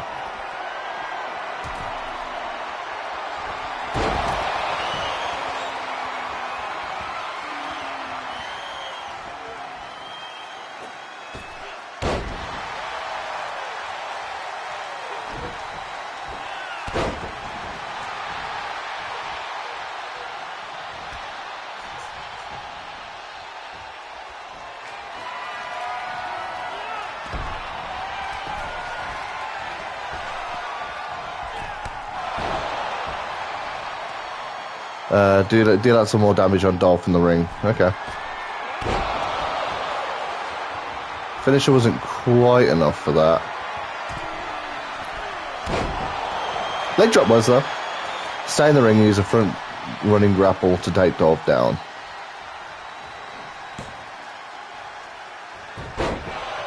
You reverse that? Little shit. I have to kick out of another finisher. This is literally becoming a trend. I'm having to kick out of finishers on every match. You watch this be the one that keeps me down, though. Or not.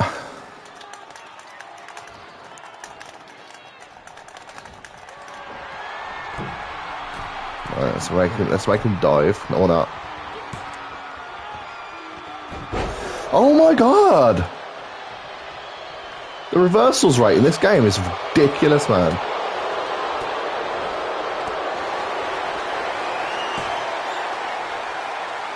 There we go. Catch Dolph off guard with a rear heavy attack in the ring. There we go.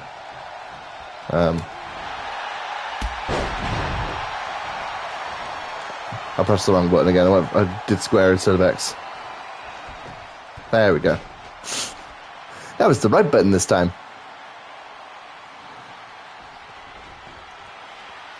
I couldn't remember when I was standing there behind him. I was like, which one's the light and which one's the heavy again? Then I pressed square and then I remembered instantly it was X.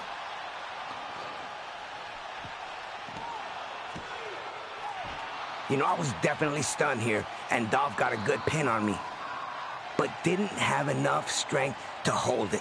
That happens to all of us. We were both exhausted, man. You know, good try, but not today. Set me up for good. Short-haired Dolph Ziggler's weird.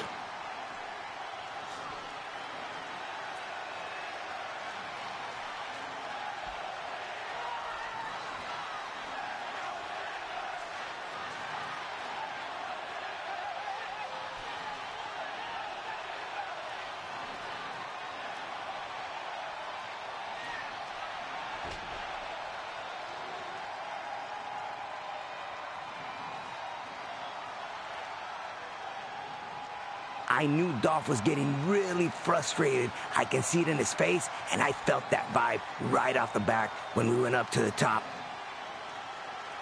He was trying to do something big, but I knew what was coming, and that's a good thing. You always have to read your opponent. I remember this finish. I can picture it in my head. Been in that position before. Saw that Rana right there. Don't remember the match, but I remember the finish. Incredible opponent, no doubt about that. But that night, I was at a level he wasn't ready for. I like to think he learned a lot from that loss. Like maybe even I helped him become great, you know? But what a big win that was for me. I miss that title belt. Intercontinental champ. Love defending it against hungry competitors like Dolph Ziggler.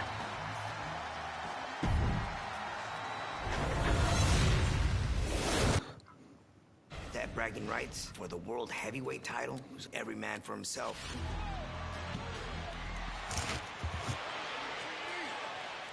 I would have thought that Batista would have known that walking into that match. Right. I'm gonna rip your head off. No. What's Drax doing?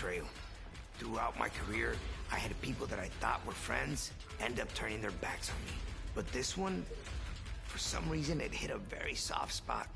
I couldn't make sense of what had gone down. You're supposed to be my friend!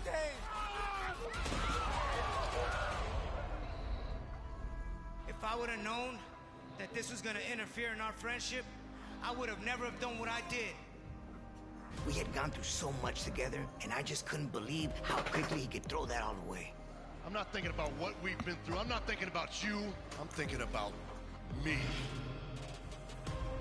After weeks of verbal and physical assaults, I knew that we could never go back to the way things were. I wanted to make him feel the same way I did, to return that feeling to him.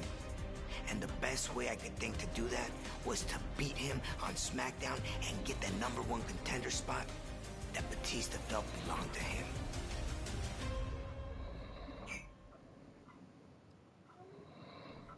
Oh yeah, this was building up to the Royal Rumble 2010, wasn't it? Where Mysterio cracked Undertaker's orbital bone. Let's have a look. Avoid Batista's fury and get him with a light combo in the ring.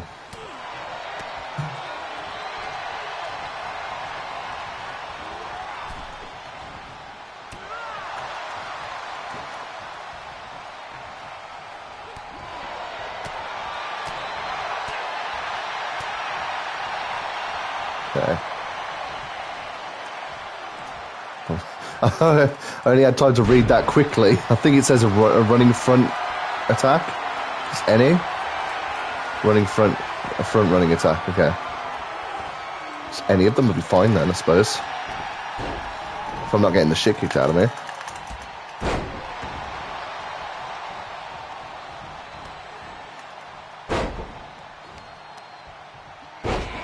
Oh my god.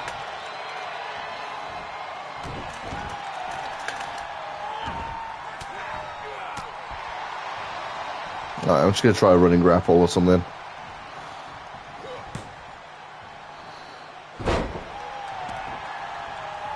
Front running attack. So, I suppose, yeah, X rather than circle then. Soften up Batista with a front light attack in the ring. Don't think that's going to count, is it? No. There we go. Batista's game plan from the get-go was gonna be to manhandle me.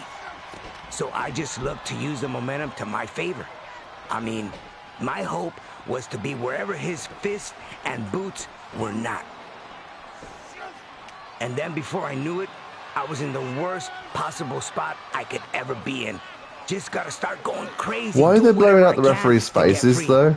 Is it just not to pay them royalties? That just seems mean. Luckily for me, I was close to the ropes, or that would have been a really short night for me. Looking at it, I think it might be Brian Hebner. Batista can pretty much hurt you with simple stuff, like clotheslines or spears. I literally have to hurl myself at you from tall heights to get that same effect. It definitely did the trick.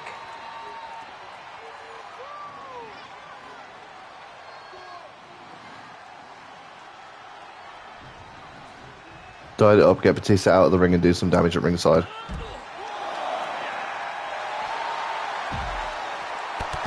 Oh my god. Batista just did a drop kick on the outside.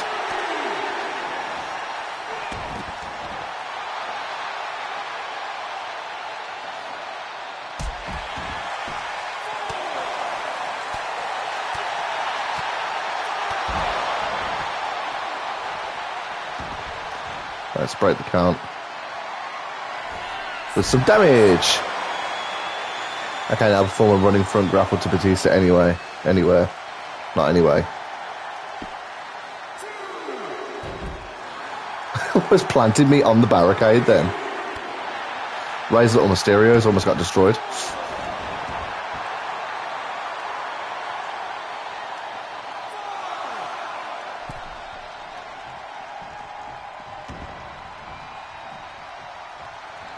I do the running front grapple anywhere. So in the ring's fine. If he doesn't reverse me again, there we go. Use a grab combo to keep the momentum. Or, you know, get my head taken off. That's fun too.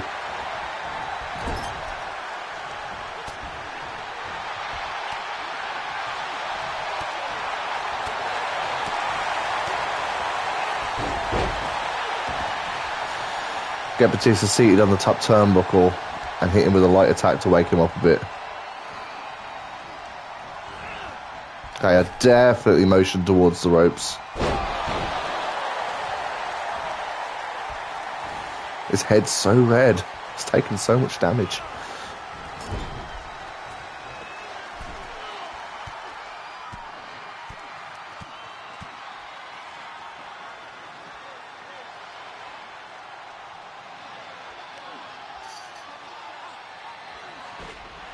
Yo, that was a rough landing, right? Thought I was in a good spot? Not that time. So then Batista wanted to get a little out of his element. So I just drop-kicked him back down to reality. He gave me a chance to reset the match, just a little, and I was happy to take it.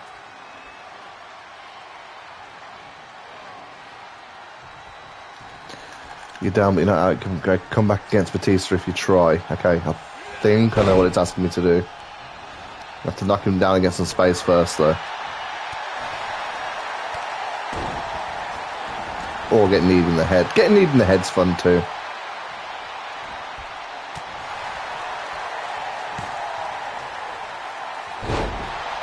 There we go.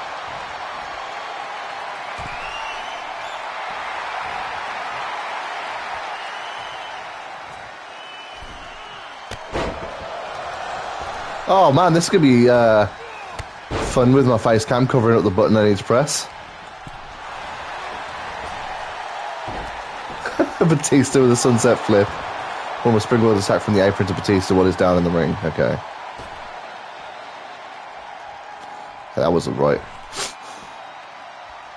That's not right again. Okay, let's knock him down again.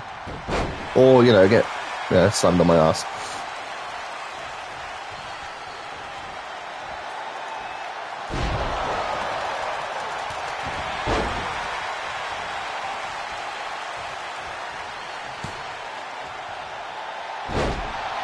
There we go. Okay, he's back up. I don't think I've ever seen Mysterio do that.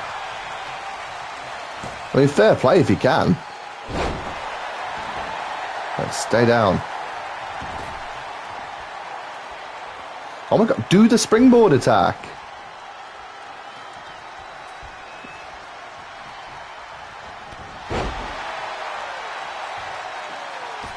See, that spring in the ring works.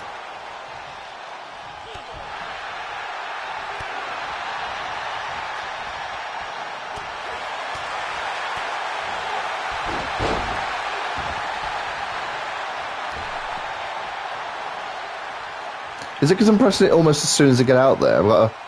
Yeah, it was a small glitch because I was in the process of from a front grapple on Batista in the ring. Yeah, so while I was pressing it while I was in the process of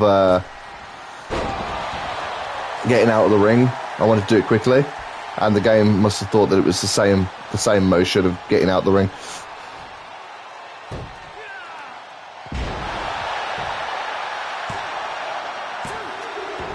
Perform the 619.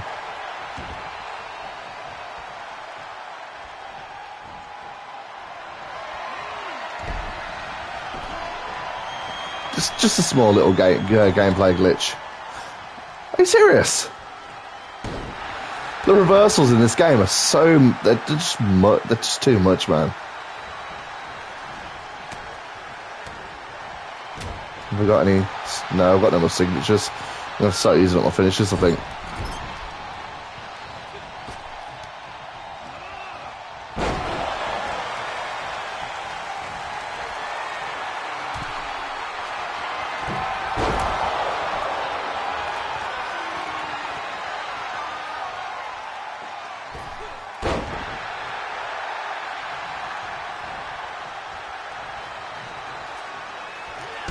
Still don't have a signature. Now I do. Let's just hope he doesn't flip and reverse it again. There we go. Try another front heavy grapple on Batista in the ring. Okay.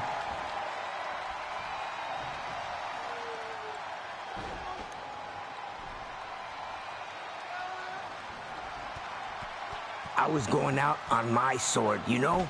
Is this the first match I've managed to get through without actually having to kick out of a finisher? I couldn't give up.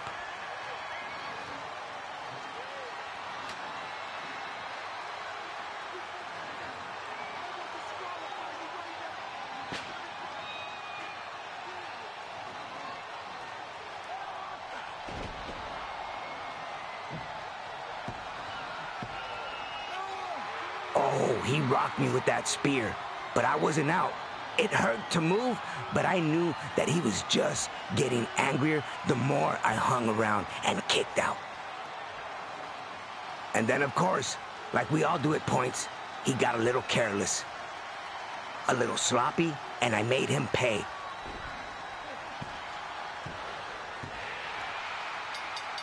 I wanted to get revenge on him, but I knew the best way to do that was winning the match and taking the World Championship opportunity from him. Batista just wanted to hurt me, and his forgetting the gold made it possible for me to get that win. I hated having to fight him, but hey, you gotta do what you gotta do once that bell rings.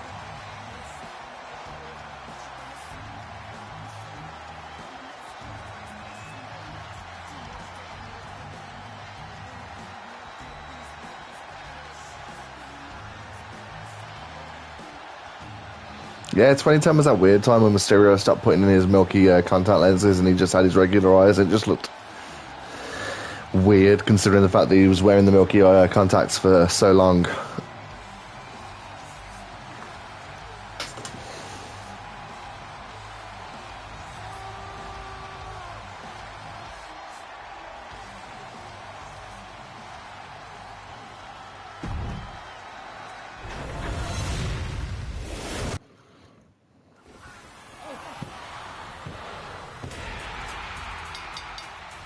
After dealing with Batista, I felt like I was at the top of my career. I was a #1 contender. The Undertaker is unlike any other opponent. Rey Mysterio, your courage unquestionable, but make no mistake about it. I think this is the first time they're putting a match where Mysterio lost.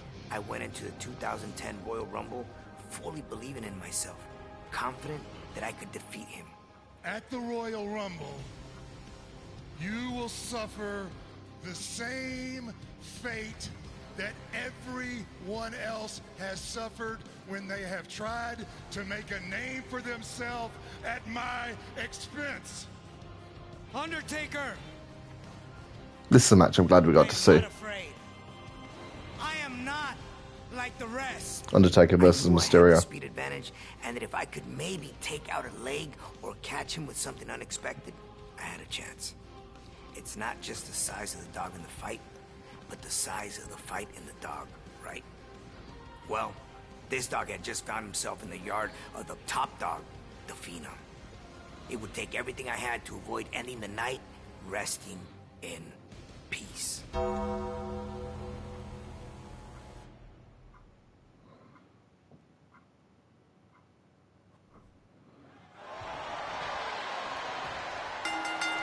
Let's have a look. Ease into this with 2 light combos while you're in the ring. Okay. Why is it all grainy now?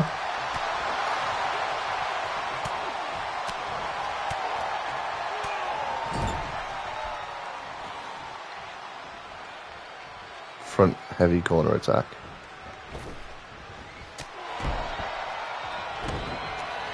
Don't let him get a read on you. When Undertaker gets to his feet, unleash a front running attack in the ring. Okay. Undertaker loves mind games, so use opponent's taunt while you're in the ring to show that they don't work. Okay.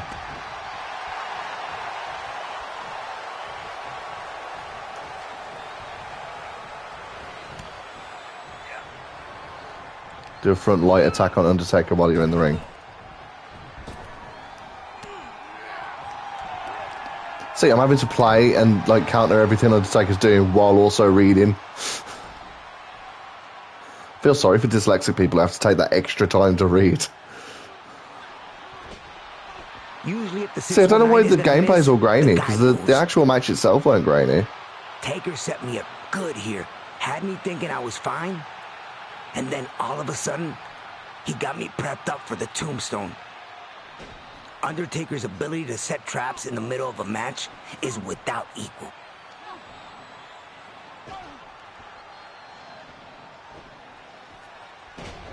I'd seen that my knees, or maybe even one of the kicks, had busted him open and wanted to take advantage while he might be a little shook.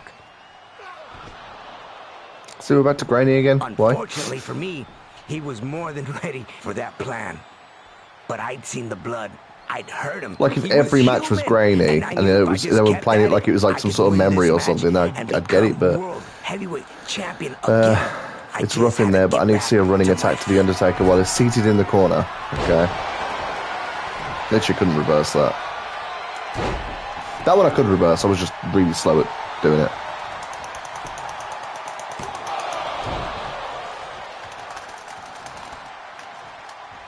Did I just sit up like the Undertaker?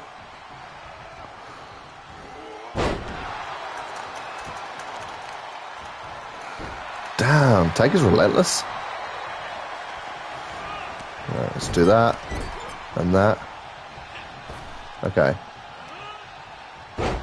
That did not go as well as I thought it was going to. Let's get him back in the corner. I think I'm just gonna...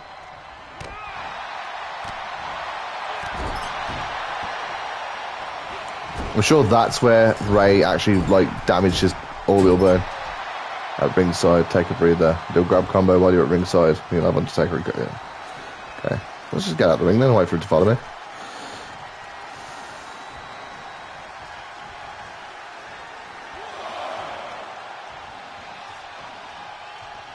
Do a grab combo while I'm on the outside.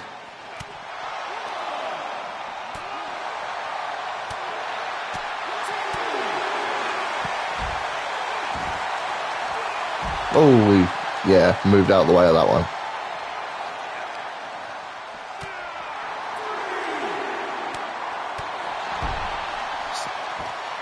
Heavy attack on Undertaker while he's at ringside.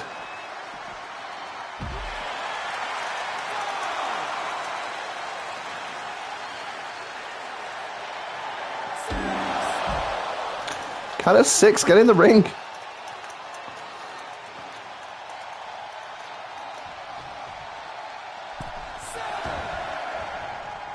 Woohoo! Get me out of the ring! Yeah, I had like a split second to reverse that then.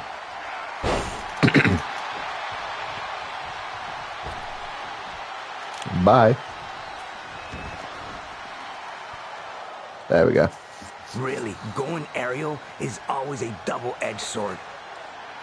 But it's a scary place when Taker's got you out on the floor. And he's setting you up for the last ride. And even though he just caught one of my dives, that moonsault, I had to keep trying. And I knew that moonsault was going to be money.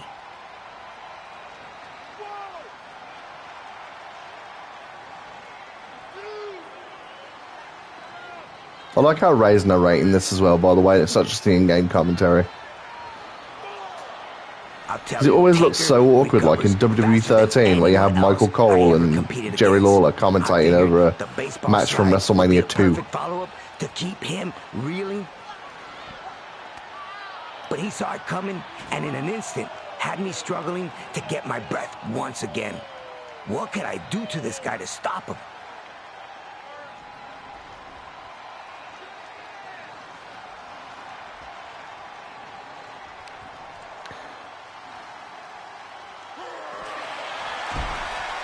Use a heavy... It doesn't say I have to do it in the ring, so... Although I think I do. Yeah, it does actually get back in the ring and use a... See what I mean? It's too tired for me to read. It's too late for me to read. See, I'm doing it again. It's too tired for me to read.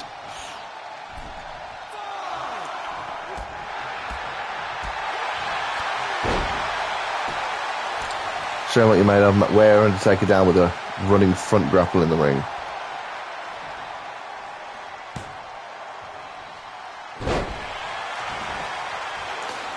Fly high with a springboard attack off the apron to the Undertaker while he's grounded in the ring. Oh, for God's sake, it did it again. While he's grounded in the ring, we'll have to knock him down again anyway. There we go. Now, stay down, Taker. No, that's not what staying down means, Undertaker.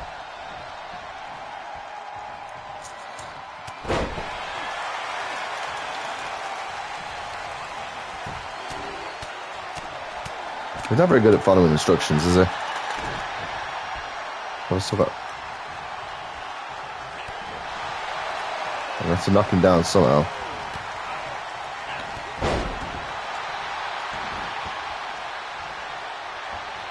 Right, you know what I'm going to do? I'm going to try and keep him down with my finish. Alright, I got a bit of extra time to think.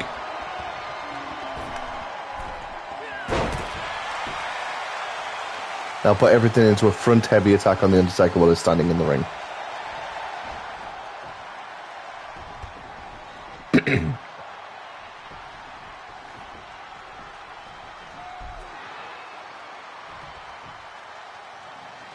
Yep, there's Undertaker bleeding because of the orbital bone fracture. Had Undertaker in a real bad way, and knew it was just a matter of the finishing touches.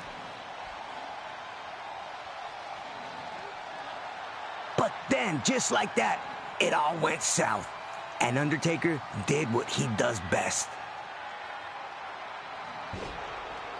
and my name was added to the tombstone of all his victims. Coming so close to defeating him and having him just take it all away in an instant, blink of an eye. After you compete with Undertaker, you gain a full appreciation for why he truly is the Phenom and forever will be. It wouldn't be the last time we compete, but it's one of my favorite matches, even if it didn't go my way that night. I don't even know how many matches we've gone through in this mode. With the WWE Championship controversially vacated in the summer of 2011, Oh, yeah, I remember this. I fought and clawed to the finals of the WWE title tournament with my opponent, The Miz. Had to face 3 different opponents to get to the top of the tournament. Dolph Ziggler, R-Truth, and then The Miz. I hate The Miz inside that ring, because he's very dangerous. He'll do anything to win. Maybe we weren't in the middle of a huge personal rivalry, but there was no chance I was going to let The Miz stand in my way of finally winning the WWE Championship. With an opponent as tricky as he is, I had to be ready for anything. Every time you face him, you just don't know what he's gonna come up with to try to steal one from you, which can make the whole pace of the match feel fast and chaotic. But I thrive in that environment, and that night, I was going to use every bit of my experience to get that victory.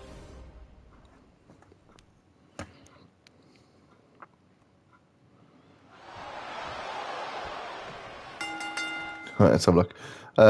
Okay, stay calm with The Miz and start things off with the front light grapple attack in the ring.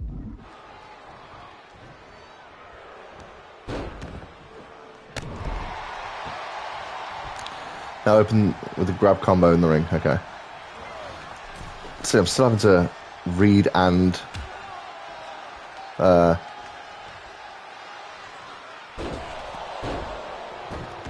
play at the same time. Just like I'm having to play and think as well whenever I speak, which also doesn't go well.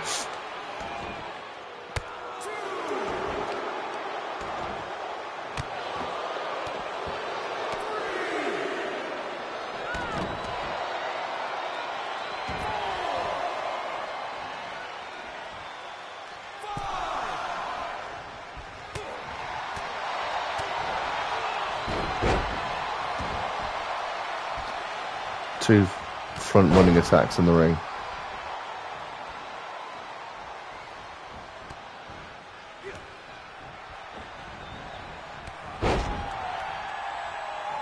Now cut into the Miz with, hang on. Now cut into the Miz with a stinging front light attack while it's standing in the ring.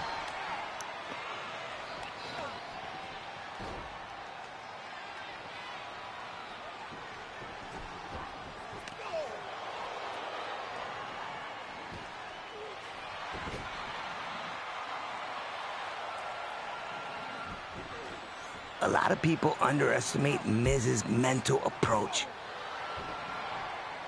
But he was cutting me off at every turn in this match. He wasn't joking around. Miz definitely came looking to prove his last reign wasn't a fluke. He was ready for everything early on and had me rocked real early.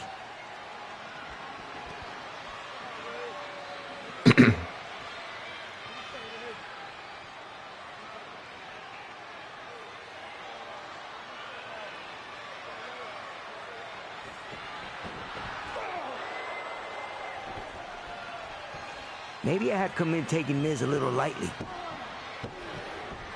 But I can tell you, after I kicked out here, I understood that I was going to be in a dogfight. Despite his theme saying otherwise, open up the offense and cause big damage in the ring. He had not come out to play.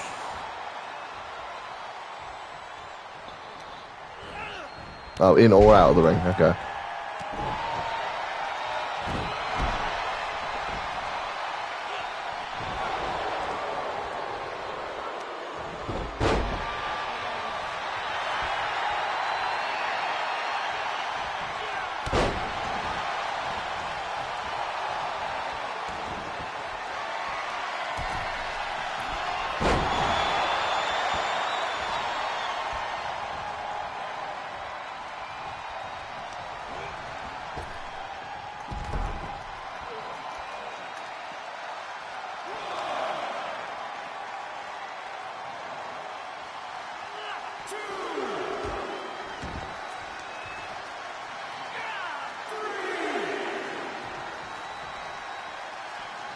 There we go. Try something I learned today. Now stay on the offensive and hurt Miz with a heavy combo in the ring.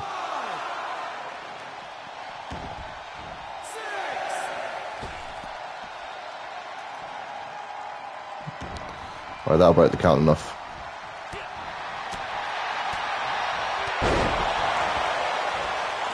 Don't let Miz escape. Irish whip him into the corner and stay on the attack.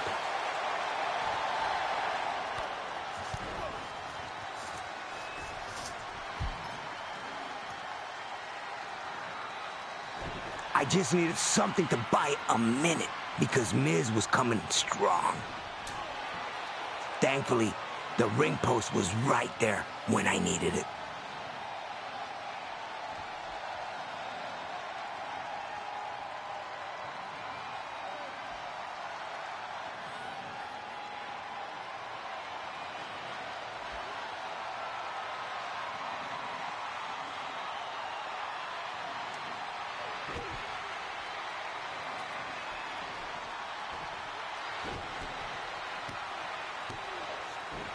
I really thought that was it. Miz was hurt pretty bad. I was a little deflated when he kicked out, and I truly think I lost my focus there for a minute.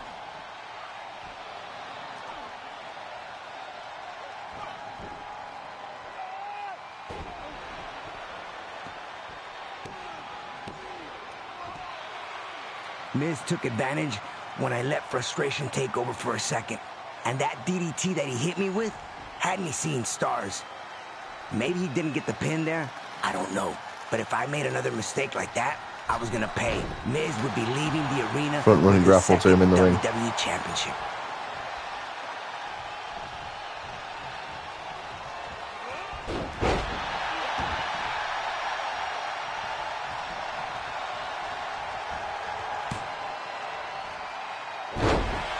There we go.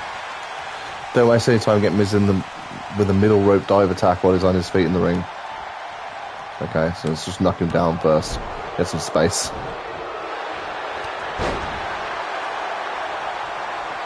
Get on the ropes.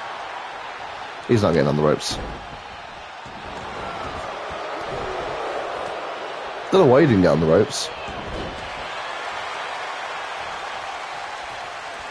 Get on the...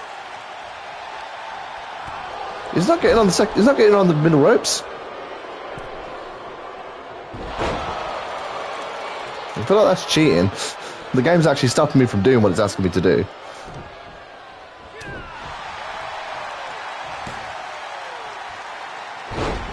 Right, knock him down. On the ropes.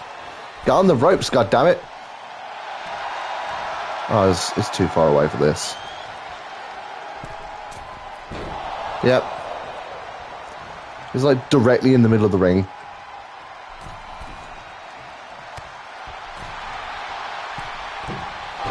Oh, piss off.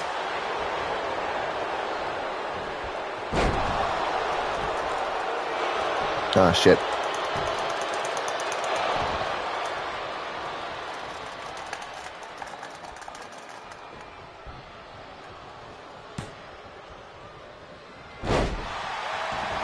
Right, so he's closest to this corner. And he's also getting straight to his feet. What the hell? Right, Hurricane Rana. Which ropes is he closest to? Still these ones. Right, now let's see if I can... Might still be too far. That's fine. Now you flatten Miz with the diving attack while he's grounded in the ring. Okay.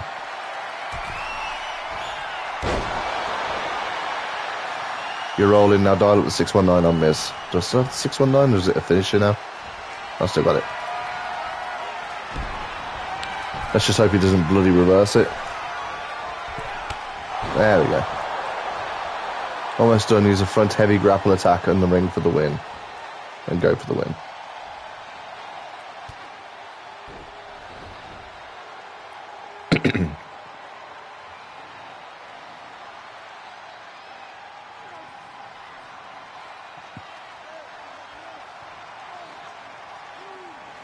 I was truly fortunate that Miz, probably a little impatient there, grabbed me when I was so close to the ropes.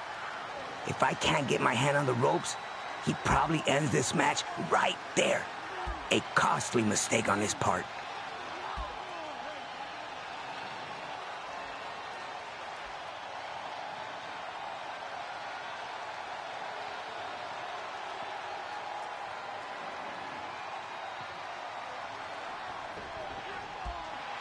Miz left me hanging there a bit too long. By the time he was charging, I saw him clearly and basically played possum. After the match we had, I didn't want to get ahead of myself. But man, when I saw him hit those ropes, I knew it was over. Then the 619 landed, and I saw he wasn't really moving at all as I climbed those ropes. Are they going to show Cena come out and win the title off him like 3 minutes later or what? The winner of this match and new WWE I never thought I'd hold the WWE Championship when I started.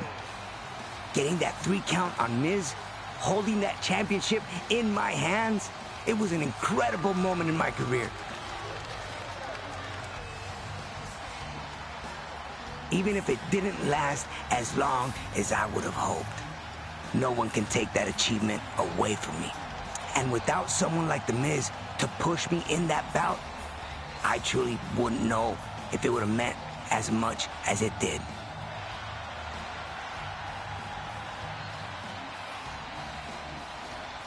It's a shame he only got a couple of minutes with that title.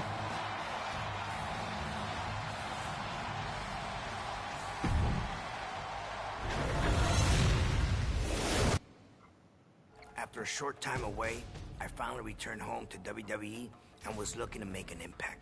And found myself in the crosshairs of Samoa Joe. Machine, Samoa Joe. I believe Samoa Joe is very dangerous in many qualities in this game. He's strong, he's fast, his submissions are incredible.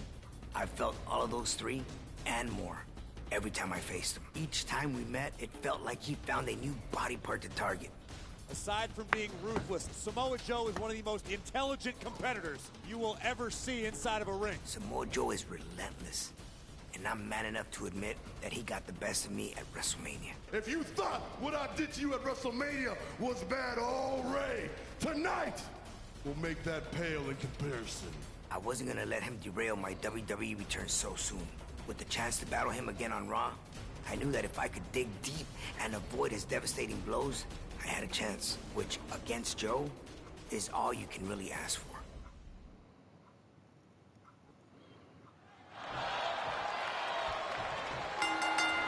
Let's have a look.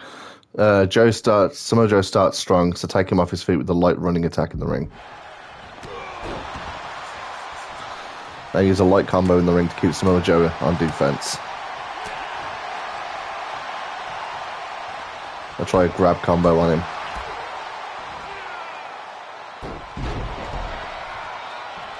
Alright, now try a front light grapple attack on Samoa Joe in the ring. Joe thought he could just do whatever he wanted of me.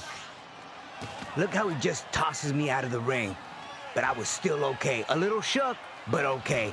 That tope never had a chance.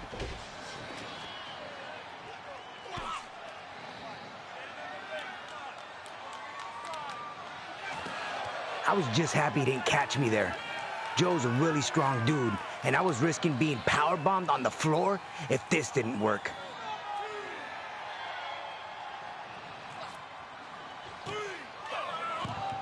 I'm just seeing Samoa Joe Overestimated in the the ring. damage I'd done to Joe at this point. He just waited for me to come to him, and I obliged. Huge, painful mistake right there. He's a heavy combo with Samoa Joe in the ring and he didn't score.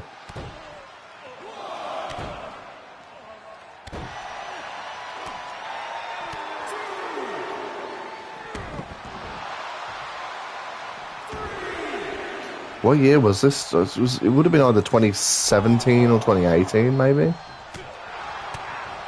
I want to say 2018. I think 2017 is a bit too early. And now unleash a springboard attack from the apron to Samoa Joe while he's standing in the ring.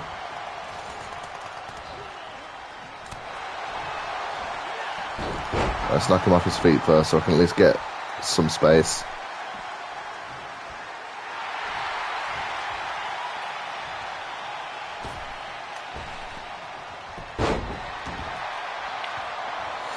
Now drop Samoa Joe with a front running grapple in the ring while he's on his feet.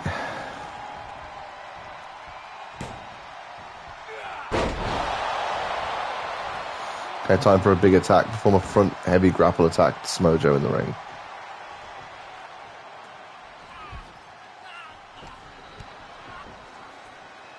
Had to get creative if I was going to win over Joe. I hit him with stuff that he hadn't seen me do before.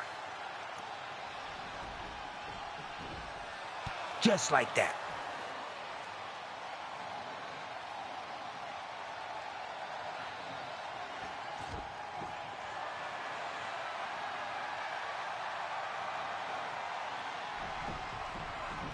Never had someone just block the 619 before like that. Joe's lethal, and I had to act fast. Precision beats power, correct? Placed the boot perfectly and got myself a little time just to breathe. Right, let's just knock him down first and then read what it says. This was gonna go like Right. every other match. Let those three light combos and Samoa Joe in the ring. Okay. While he grabbed me, I had the time to read.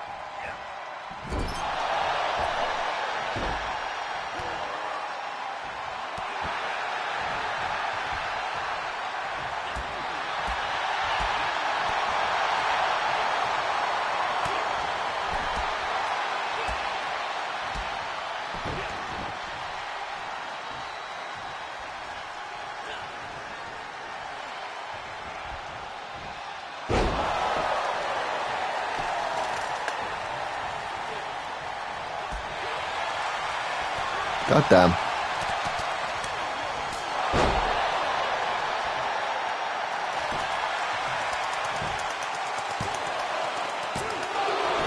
Yeah, I do not want him to hit me with his finisher.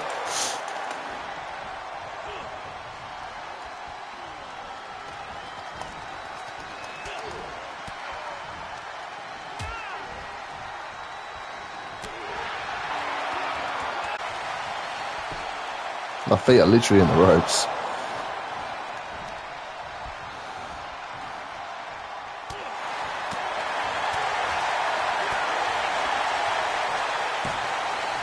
It's time to show Joe how you do the 619.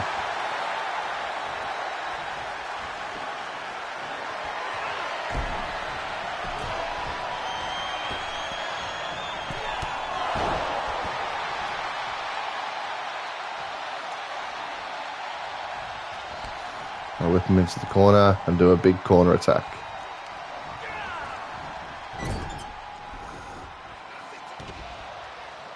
Now here I was really rocked. I'm not gonna lie. Luckily he went to lift me up and not go for a cover right there. Joe had me right where he wanted me, but he waited just a little too long to act, and that gave me the time to realize what was happening. I countered the Urunagi and finally get the pinfall victory over him. I know the United States Championship wasn't on the line that night, but beating Samoa Joe that night made me feel like a real champion. Joe made me realize immediately in my return that WWE hadn't gone That's any Dominic easier, there, so it and must I'd have been to be on my 2019, I game guess? Each and every night. He's an Was it incredible 2019? opponent, and not too bad of a guy when he's not jumping you after you beat him for the U.S. Championship, I guess.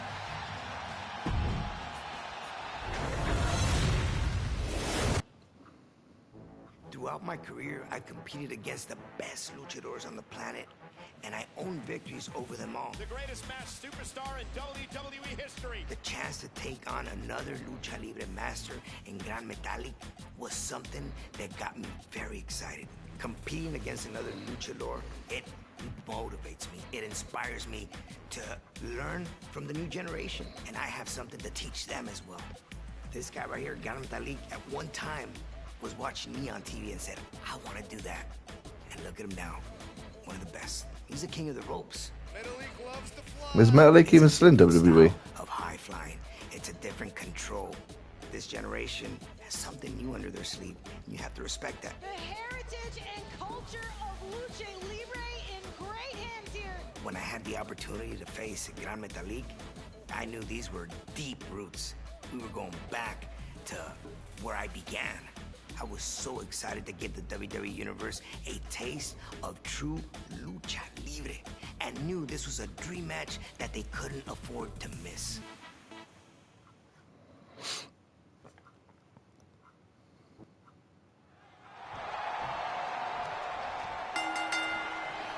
Right, do a grab combo in the ring.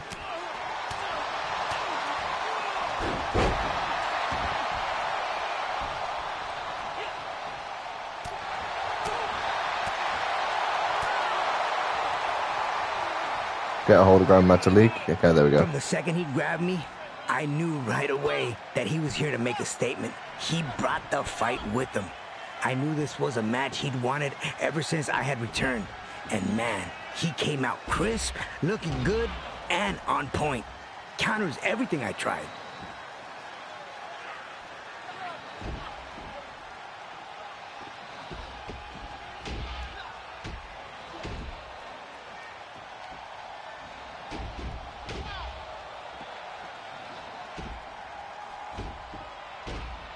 Now, I've given this move to many of my opponents and taken them down. But when I hit Metalik with this Rana and he pulled out with the cartwheel, I was like, what? Now, trust me, I have a lot of respect for Metalik. When I set him up for the 619, I said, is this match going to be over that soon? As I ran and I go to hit it, he pulled out and then just rolled me up. 1, 2, kick out. I was like, wow, okay. I knew at the beginning of this that he was going to bring a fight, but he really brought the fight.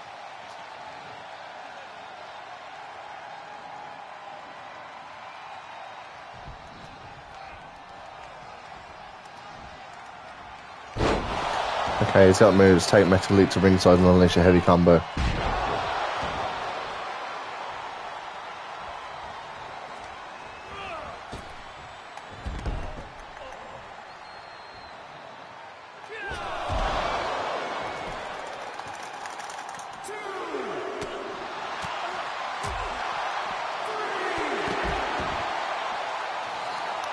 Follow that up with a heavy attack by understanding Metalik at ringside. So in space. Well, is it grounded at ringside? Okay. You have to break the count though, no matter what. When Metalik is grounded at ringside, you gotta fly with a diving attack. From what though? From the top rope? Is that it? I gotta ground him at ringside first.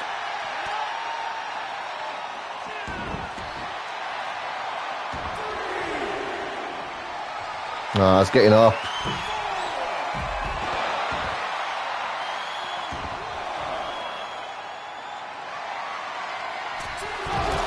There we go.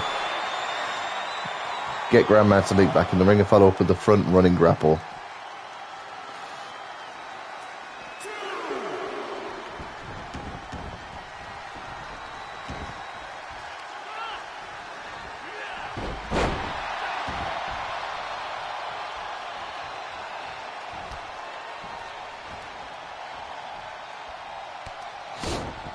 Oh, damn.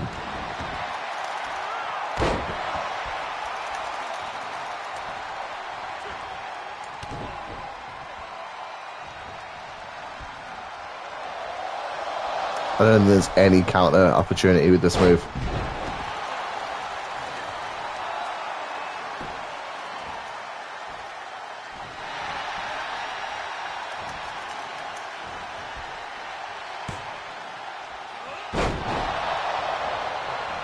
Get back onto the top rope and leap at Gran Metalik with a diving attack while he's standing.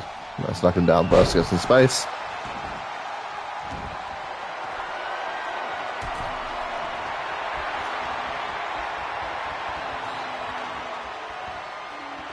This was like peanut butter and jelly.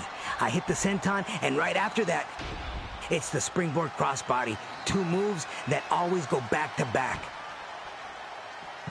This is the lucha libre style. That's what it's about. That's right. El Rey de las Sogas. King of the ropes, right? Hard to not be impressed when you see him do that, but not when you're on the receiving end.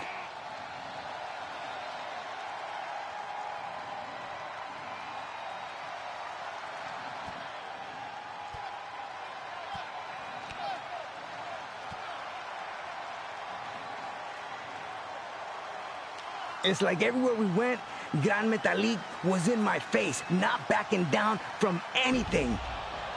And that Rana, man, I don't remember even being knocked out so hard off a Rana. Normally it's me giving them, not taking them. I still had the fight within me. Kicked out at 2. It does impress me how easy luchadors make walking the ropes look, because I'm so awkward on the ropes.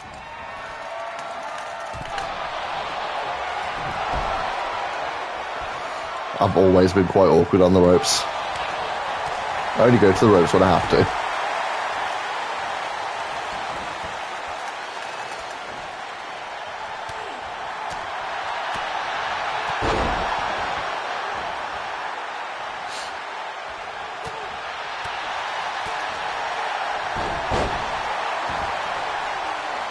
And he's back on his feet, do a running front grapple to take him back down.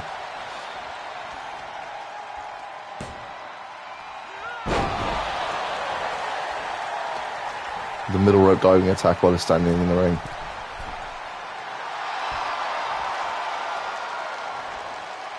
Now this match had been non-stop back and forth action, and I knew we were both getting a little tired in there.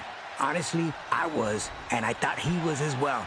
So when he didn't offer much resistance to the Rana, I thought maybe this is the right time. I was on the path of the 619. It connects in a matter of moments, finishing up with the frog splash. Here is your winner. Now this match was back and forth, up and down. Lucha Libre style, at its finest.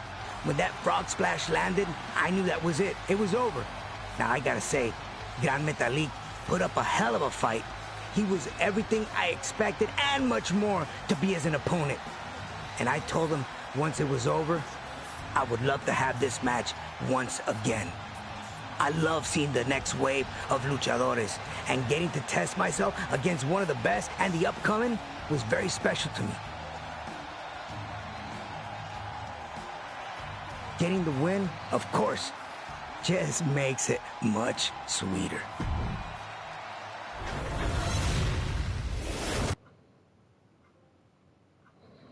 Incredible. You were not only victorious against some of the greatest superstars, but you also completed every objective to unlock the bonus match. That earns a huge West Coast pop from us. Go back to the timeline and check it out.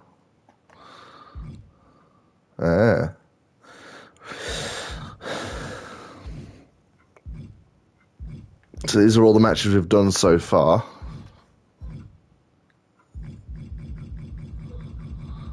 So now, there's just one more match left for it. I think I've already gone way past it there. There we go. Rey and Dominic Mysterio versus Seth Rollins and Murphy. Vámonos. Rivalries in WWE often go beyond pride or championships and turn personal. With that said, I've never felt a more personal, bitter, and gruesome rivalry than I did with Seth Rollins. The Messiah and his disciple Murphy attacked my livelihood and targeted my eye. That particular attack was unexpected. Once they took that, they targeted my family and brutalized my son Dominic. For months, our intense rivalry continued to escalate, and I knew it was coming to a head. I desperately wanted revenge. At Payback, we were going to show Seth and Murphy that they picked on the wrong family to mess with, and we were going to return all the pain they'd put on us. And to my pride, Dominic was going to show me that he was more than capable of standing on his own. I was surprised as much as the WWE Universe with his ability to perform. Wrestling against Seth Rollins at SummerSlam for the first time, that was his first match ever. And he'd done moves he had never done before. Positioning, timing, that all takes years to learn. And he managed to pick up on it in one night, teaming with my son for the first time. I felt like I was flying higher than any West Coast pop. We were going to overwhelm them from the start. Nothing was going to stop the Mysterio family that night. Nothing.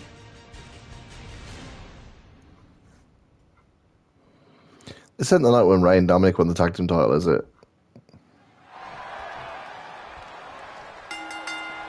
Let's have a look.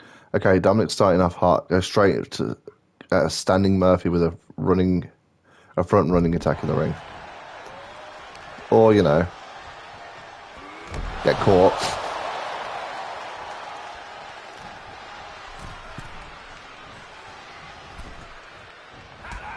Oh my god, let me hit him.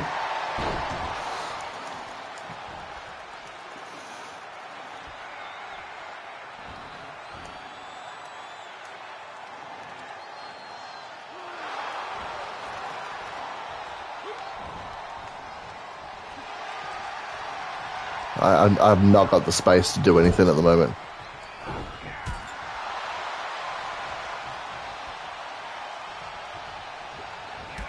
Oh my... It's frustrating.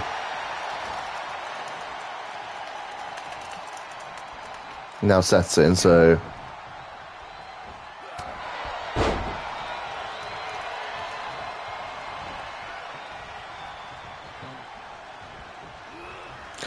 Okay, I'll definitely hit that clothesline then.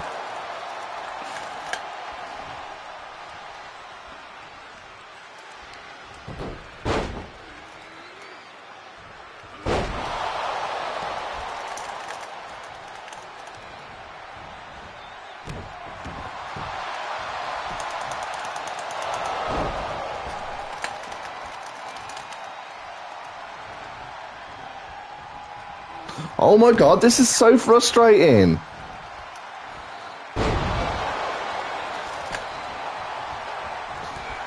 Oh my god. What the fuck? Gets all. Oh my god. It's making me do a hot tag. I can't cancel that out.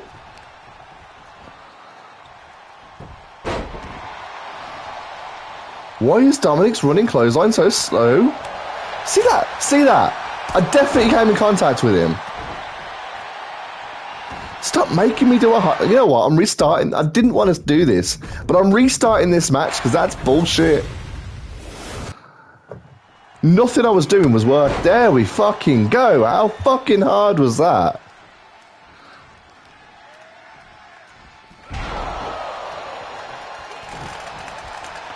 How is this? How is that an objective? How is this an objective? Are you fucking serious, mate? Oh my god, this is irritating me.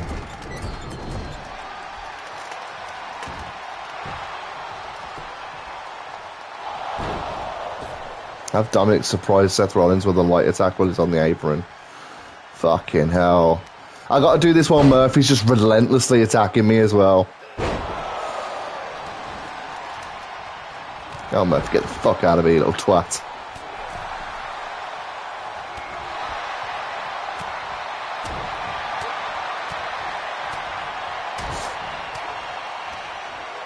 Yeah, sure, yeah, counter my combo at the very last move. Oh my...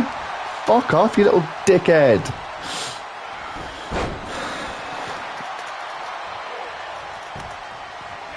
No, get back.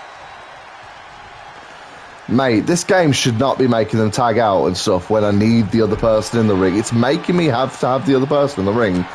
And it's just, they're just tagging out, so I literally can't do anything.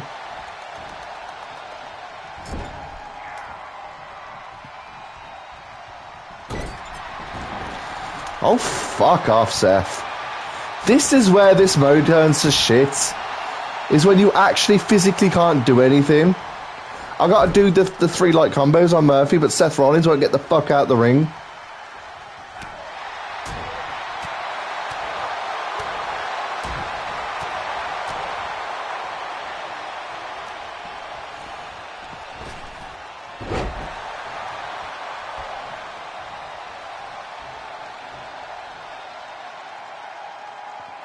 Now I've got to stand here and wait for Buddy Murphy to make the tag.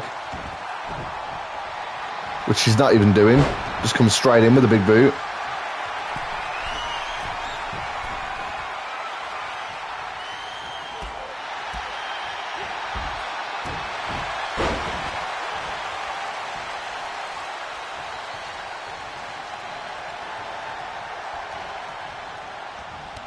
As if this mode turned to shit with the bonus match. I was really enjoying it before that. It was like, so well done at getting the AI to do what it needed to do.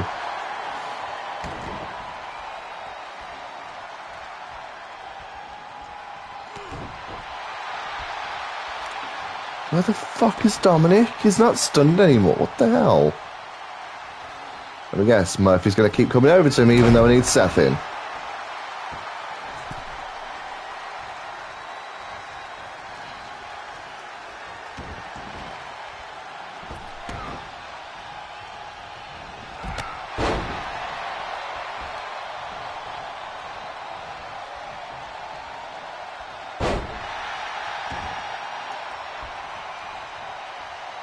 Yep, I tried to do the whole springboard attack too soon again while I was still on the way into the ring.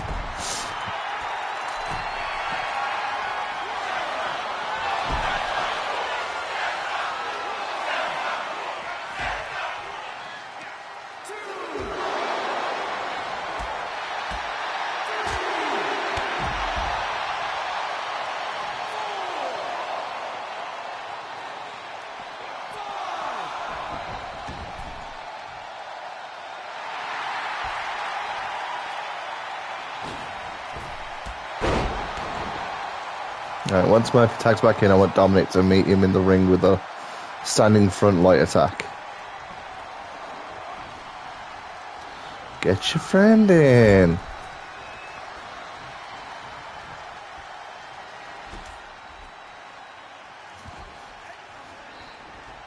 We obviously want to get our payback here, but I definitely had a moment where Yeah, it just payback. hit me. I'm teaming up with my son. We're doing a double team combination in the middle of that ring. A really intense mix of emotions. So much anger, so much pride. It's a weird world sometimes. Me and you, come on. Show me what you got, Seth. Get your punk ass in here. Come on, Seth. Seth literally tried to take my eye out, and I wasn't gonna waste any time or effort on Murphy. He had to face me, eventually, man to man. This is what you want, huh? Be careful what you wish for, Ray.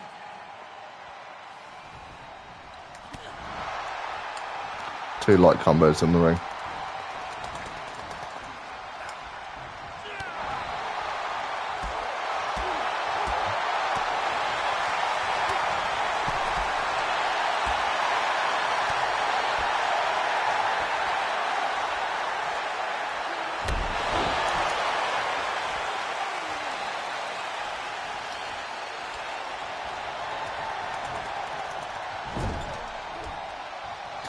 And now Murphy's in, so I'm going to take a load of damage until they decide to tag back out.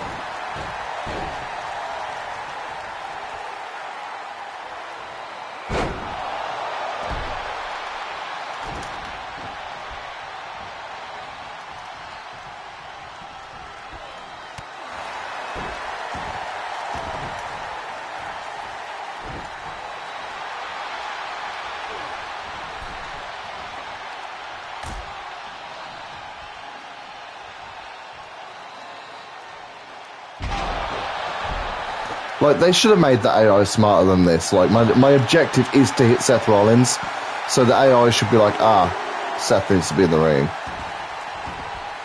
Instead of having Buddy Murphy come in and be like, you know what, I want to stay the fuck in the ring.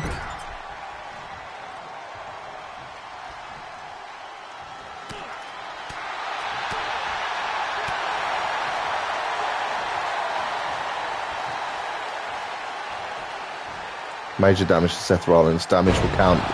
Seth is the legal man or not.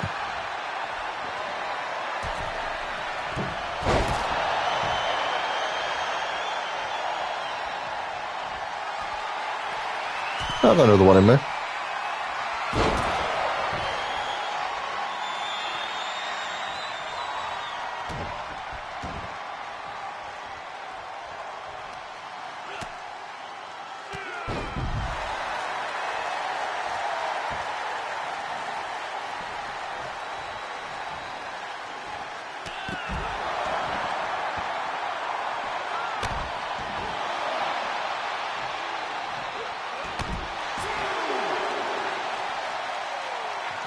Tag Dominic back in there and use a front light attack while Seth is standing in the ring.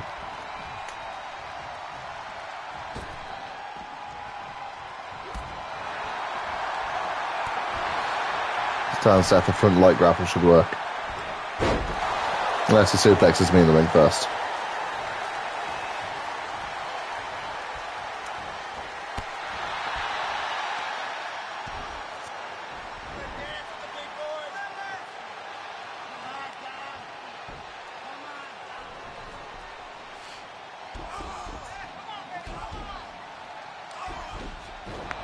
It was really hard to stand on the apron watching Seth treat my son like that.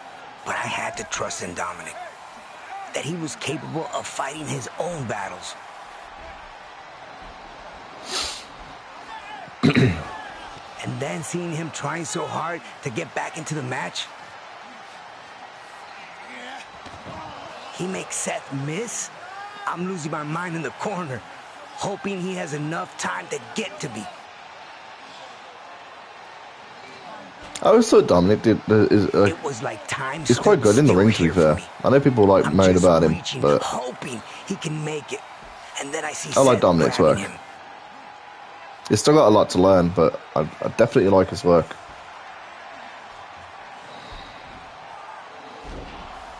When Dominic kicked him off, I was more relieved he was okay than I was that I was back in the match.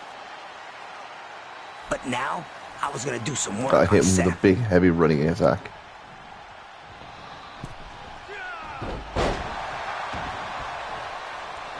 Okay, it's too much to... There's too much to read there. Let's pause it. I might be on my own here, but that doesn't mean I can't damage Seth with big moves in the ring. If I can get Seth dazed on his feet in the ring, I'll fly off the top rope of the... Okay. Need to do damage to him and then do a diamond attack while he's standing.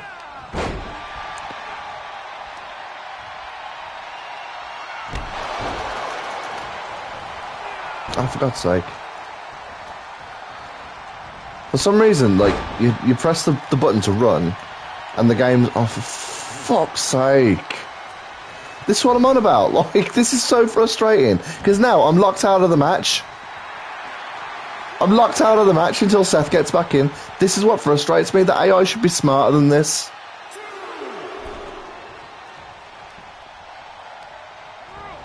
Now get your buddy in. Buddy.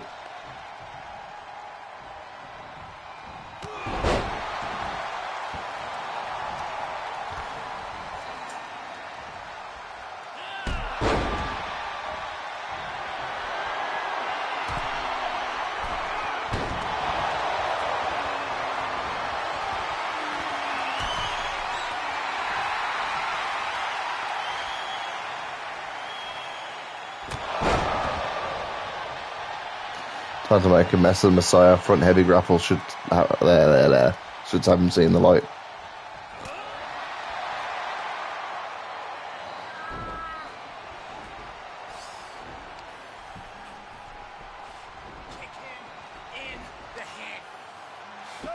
Seth woke me up a little when he told Murphy to kick me in the head, so I was ready. And he suffered the consequences of being so damn arrogant.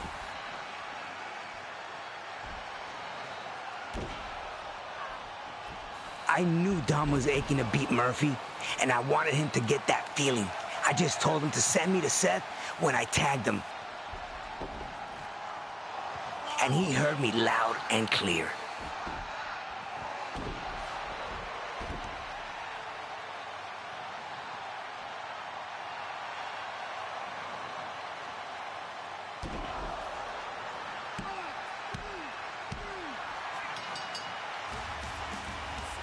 Y déjenles digo, I've won Royal Rumbles, countless championships, and let me tell you, déjenles digo de veras, nothing felt as good as this win did.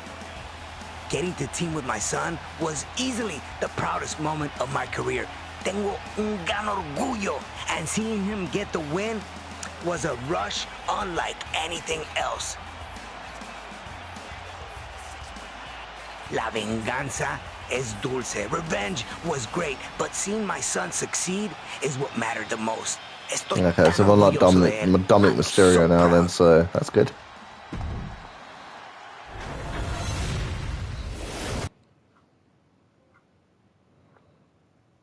Unlocked 3,500 coins and unlocked a load of Rey Mysterio outfits.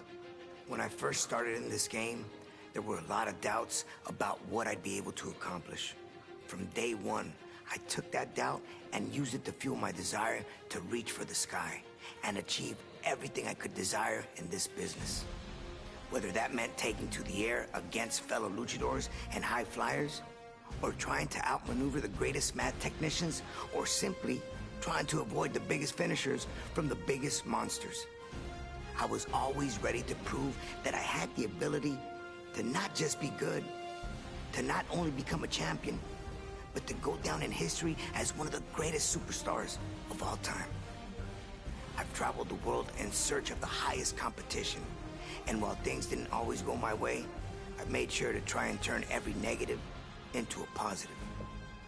When you have the entire world thinking you're in over your head, sometimes the best feeling in the world is reminding them that you're exactly where you're supposed to be. After spending over 30 years in sports entertainment, I still have the same hunger, the same desire to show people that doubt me that they're making a mistake. I still want to win championships, and I still want to compete at the highest level. I just have the added benefit of getting to watch my son now walk the roads that I traveled years before. He'll face those same doubts, and hopefully I've given him the tools to overcome and prove people wrong.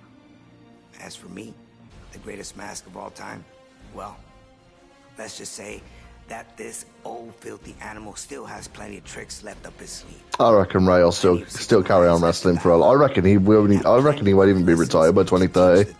I genuinely don't. We'll see how badly that statement ages in 8 years, but I really don't think he will. Proud of who I've competed against. Proud of. And honestly, I'd love to see it. I love Rey Mysterio. Of the records I've set. The love of the fans. The He's legitimately one of the all-time greats. And the security sports entertainment has given my family. I couldn't have asked for anything more. It's no mystery that the love of the fans is what makes me truly feel like a king. Well, that mode is very stressful, but also very enjoyable. Just wish it was a bit longer. Like, there was so many great matches of Rey Mysterio's they missed out. Like, this cut from 1997 to 2005, and there's so much good, like, matches in between that time. I don't know. I feel like it could have been a bit longer. I feel like they could have added a lot more. But you know what? The effort they put into the matches they did put in there, can't really knock it. It was good. So I'm going to end the stream here. To everyone who has been watching, there have been people who've been watching and not commenting. I can see the viewer count. There is a few of you here. I really do appreciate the view. You don't have to comment at all. Absolutely not. But just the view, I really appreciate. But if you could hit the follow button as well, that'd be greatly appreciated. As I'm a small-time Twitch streamer, any and all support is greatly appreciated. Also, head on over to youtube.com/James the Thunder and go subscribe to me on there as well. All of my streams get permanently archived after they take place, several weeks after they take place, I should say. And I also make pre-recorded original content as well when the inspiration strikes. If you are watching this on YouTube, that means it's been several weeks since the stream took place. It was originally streamed over on twitch.tv/James the Thunder. So head on over there and hit follow to be notified whenever I go live in the future. And subscribe to me here on YouTube as well for the reasons I just laid out. I've been James the Thunder. Thank you for watching, and I'll see you next time.